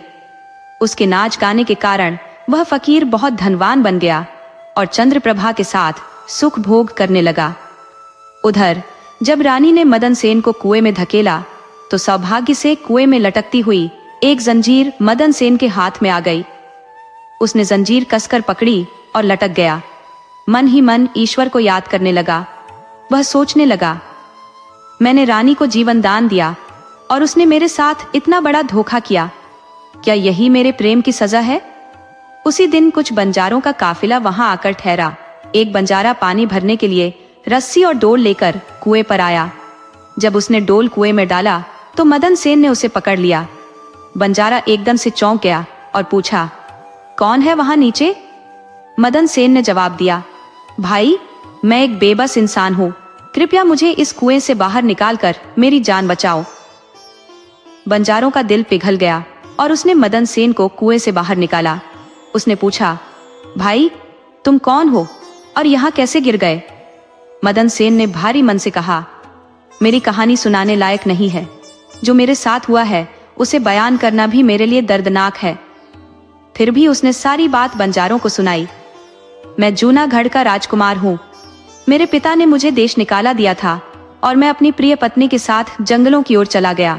हम दोनों एक दूसरे से अत्यधिक प्रेम करते थे। एक दिन जंगल में एक सांप ने मेरी पत्नी को काट लिया, जिससे उसकी मृत्यु हो गई। मैं उसकी लाश पर रो रहा था कि तभी महादेव और माता पार्वती ने मुझ पर दया की और मेरी पत्नी को पुनर्जीवित कर दिया। इसके बाद हम आगे बढ़े और कुछ समय बाद इस जंगल में पहुंचे, जहां एक फकीर का डेरा था। मुझे प्यास लगी थी, इसलिए मैं कुएं पर पानी पीने चला गया। जब मैंने पानी पिया और लौट कर आया तो मेरी पत्नी ने मुझसे कहा कि उसे भी प्यास लगी है। मैं उसे पानी पिलाने के लिए फिर कुएं पर ले आया। जैसे ही मैं पानी भरने लगा, उसने मुझे पीछे से धक्का देकर कुएं में गिरा दिया। सौभाग्य से कुएं में लटकती एक जंजीर मेरे हाथ में आ गई और मैं डूबने से बच गया। तब आपने आकर मेरी पुकार सुनी और मुझे बाहर निकाला। मदन सेन ने अपनी दुख भरी दास्तान सुना दी और चुप हो गया। बंजारे ने उसकी कहानी सुनी और अफसोस जताते हुए कहा, त्रिया चरित्र को समझ पाना किसी के लिए संभव नहीं। तेरी पत्नी ने तुझसे ऐसा विश्वासघात किया, ये तो सोच भी नहीं सकता कोई। परंतु चिंता मत कर भाई, भगवान सब कुछ ठीक कर देगा। उसने मदन सेन को अपने काफिले में शामिल होने का प्रस्ताव दिया। मदन सेन ने सहर्ष इस प्रस्ताव को स्वीकार कर लिया। कुछ दिनों बाद संयोगवश बंजारों का वह काफिला उसी नगर में पहुंचा, जहां चंद्रप्रभा फकीर के साथ रह रही थी। उस नगर को देखते ही मदन सेन ने बंजारे से कहा, भाई, मेरी इच्छा है कि मैं कुछ दिन इस शहर में रहूं, यदि आपकी अनुमति हो तो। बंजारे ने कहा, तुम्हारी मर्जी। मदन सेन बंजारे से विदा लेकर शहर में आ गया और काम की तलाश में घूमने लगा। किस्मत ने उसका साथ दिया और उसे एक बड़े व्यापारी के यहाँ नौकरी मिल गई। वह व्यापारी के यहाँ कड़ी मेहनत से काम करने लगा और जल्द ही व्यापारी का विश्वास जीत लिया। व्यापारी ने उसे अपना मुनीम बना लिया, जिससे मदन सेन के दिन सुख से बीतने लगे। एक दिन संयोग से नगर के राजा के यहाँ चंद्रप्रभा के नृत्य का आयोजन हुआ। राजा ने उस नगर के प्रमुख व्यापारियों और धनवान सेठों को अपनी सभा में चंद्रप्रभा का नृत्य देखने के लिए आमंत्रित किया था। जिस दिन यह नृत्य आयोजन था, शहर के सभी बड़े व्यापारी और सेठ राजा के दरबार में एकत्र होने लगे। मदन सेन ने भी रानी के नृत्य और गायन की प्रशंसा सुन रखी थी, तो उसने सोचा कि इस नृत्यांगना का प्रदर्शन अवश्य देखना चाहिए। ये विचार कर वह भी राजा की सभा में पहुंचा। रानी चंद्रप्रभा ने अपने 16 श्रृंगार किए और मंच पर आ खड़ी हुई। वह उस समय इतनी अद्वितीय लग रही थी, मानो स्वर्ग की कोई अप्सरा धरती पर उतर आई हो। मदन सेन अपने मालिक के पास बैठा रानी के नृत्य की बारीकी से सराहना कर रहा था। जब रानी ने नृत्य आरंभ किया तो उसकी कला में ऐसा जादू था कि उसकी आवाज और ठुमरी ने पूरी सभा को मोहित कर दिया। चंद्रप्रभा ने कई राग अपनी मीठी आवाज में गाए, जिन्हें सुनकर उपस्थित जनसमूह मंत्रमुग्ध हो गया। राजा से लेकर दरबार के तमाम लोग उसकी सराहना करने लगे, उसे ढेरों उपहार और सम्मान दिए। मदन सेन ने भी अपनी हीरे जड़ी अंगूठी उतार कर रानी चंद्रप्रभा को भेंट स्वरूप दे दी। जैसे ही रानी ने अंगूठी देखी, वह समझ गई कि यह तो उसके पति मदन सेन की अंगूठी है। उसे यह एहसास हुआ कि उसका पति जीवित है और यहाँ तक पहुँच गया है। रानी चंद्रप्रभा के मन में भय घर कर गया। अब यह मुझे जीवित नहीं छोड़ेगा, मुझे ऐसा उपाय करना होगा कि इस बार यह फिर से मारा जाए। वह एक योजना बनाने लगी और सोचा कि अब राजा को खुश करने का यही अवसर है। उसने एक और मधुर रागिनी गाई, जिसमें ऐसी तड़प और कशिश थी कि राजा अत्यधिक प्रसन्न हो गया। राजा ने प्रसन्न होकर कहा, चंद्रप्रभा, हम तुमसे बेहद खुश हैं। कहो, क्या मांगती हो? जो चाहोगी वह तुम्हें दिया जाएगा। चंद्रप्रभा ने अपनी चालाकी दिखाते हुए कहा, महाराज, यदि आप सचमुच मुझसे प्रसन्न हैं, तो पहले मुझे वचन दे कि आप मेरी एक इच्छा पूरी करेंगे। राजा ने उसे वचन दिया। तब चंद्रप्रभा ने कहा, महाराज, आपकी इस सभा में एक चोर है, मुझे वह तुरंत मारना है, उसे मेरे सामने लाया जाए। राजा ने तुरंत आदेश दिया। चंद्रप्रभा ने मदन सेन का हाथ पकड़कर उसे राजा के सामने लाकर खड़ा कर दिया और कहा, यह है वह चोर, इसे मार डालो। राजा ने जल्लादों को उसे मारने का आदेश दिया। जब जल्लाद मदन सेन को ले जाने लगे, तब उसका मालिक चिंतित होकर उसके पास आया और पूछा, तूने इस नर्तकी का क्या चुराया है? जिसके कारण वह तुझे मारना चाहती है। मदन सेन ने कहा, मैंने कुछ नहीं चुराया, बस तुम राजा से मेरी 2 बातें सुनने का आग्रह कर लो, तभी मेरी जान बच सकेगी। मदन सेन का मालिक यह सुनकर तुरंत व्यापारियों और सेठों के पास गया। सभी ने आपस में विचार विमर्श किया और कहा, दोस्तों, या तो राजा से न्याय की मांग की जाएगी या हम सभी यह नगर छोड़ देंगे। वे सभी मिलकर राजा के पास पहुंचे और कहा, महाराज, हमारा मुनीम निर्दोष है। यदि राजा ने उसे मारने का आदेश दिया है तो वह राजा की आज्ञा से ही मरेगा, परंतु उसकी 2 बातें सुन ली जाएं। राजा ने उनकी बातें सुनकर कहा, मुनीम को मेरे पास लाओ। व्यापारी मदन सेन को लेकर राजा के समक्ष उपस्थित हुए। राजा ने कहा, जो भी तुम्हारे दिल में है बेझिझक कहो। ये सुनकर मदन सेन ने जवाब दिया, महाराज, मैं किसी का चोर नहीं हूं, बल्कि सच्चाई यह है कि यह चंद्रप्रभा मेरी पत्नी है, जिसने मुझे धोखा देकर कुएं में धकेला और फिर एक फकीर के साथ यहाँ आ गई। ये सुनते ही चंद्रप्रभा गुस्से में बोली, महाराज, मैं इसे नहीं जानती, यह एक झूठा आदमी है और ये मेरा सामान चुरा कर ले गया है। बात बिगड़ती देख मदन सेन ने तुरंत कहा, यदि यह मेरी पत्नी नहीं है तो जो चीजें मैंने इसे रास्ते में दी थी वे मेरी अमानत है, उसे लौटा दे। उसने रानी की ओर गहरी निगाहों से देखा और चुनौती दी। रानी ने कहा, मुझे यह मंजूर है। उसने तुरंत हामी भर दी। तब मदन सेन ने अपने हाथ में पानी लिया और कहा, महाराज, अब इस सभा में ही न्याय होगा। जो वस्तु मैंने इसे दी थी मैं वह वापस ले रहा हूँ। रानी ने भी अपने हाथ में पानी लिया और कहा, जो कुछ इसने मुझे दिया था वह मैं इसे वापस कर रही हूँ। ये कहते ही रानी ने अपने हाथ का पानी जैसे ही गिराया, उसके प्राण पखेरु उड़ गए। पूरा दरबार यह दृश्य देखकर हक्का बक्का रह गया। राजा घबराकर मदन सेन से पूछने लगा, ये क्या हुआ? इसकी वजह साफ साफ बताओ। तब मदन सेन ने अपने जीवन की सारी कहानी सुनानी शुरू की। उसने बताया कि उसे अपने ही देश से क्यों निकाला गया और उसकी जिंदगी में अब तक क्या क्या घटित हुआ। राजा ने सारी बातें सुनने के बाद मदन सेन को गले से लगा लिया। उसने अपनी बेटी का विवाह मदन सेन से कर दिया और फकीर को फांसी देने का हुक्म दिया। दोस्तों, अगर आपको हमारी यह कहानी अच्छी लगी हो तो कृपया हमारे चैनल को लाइक करें, सब्सक्राइब करें और शेयर करें।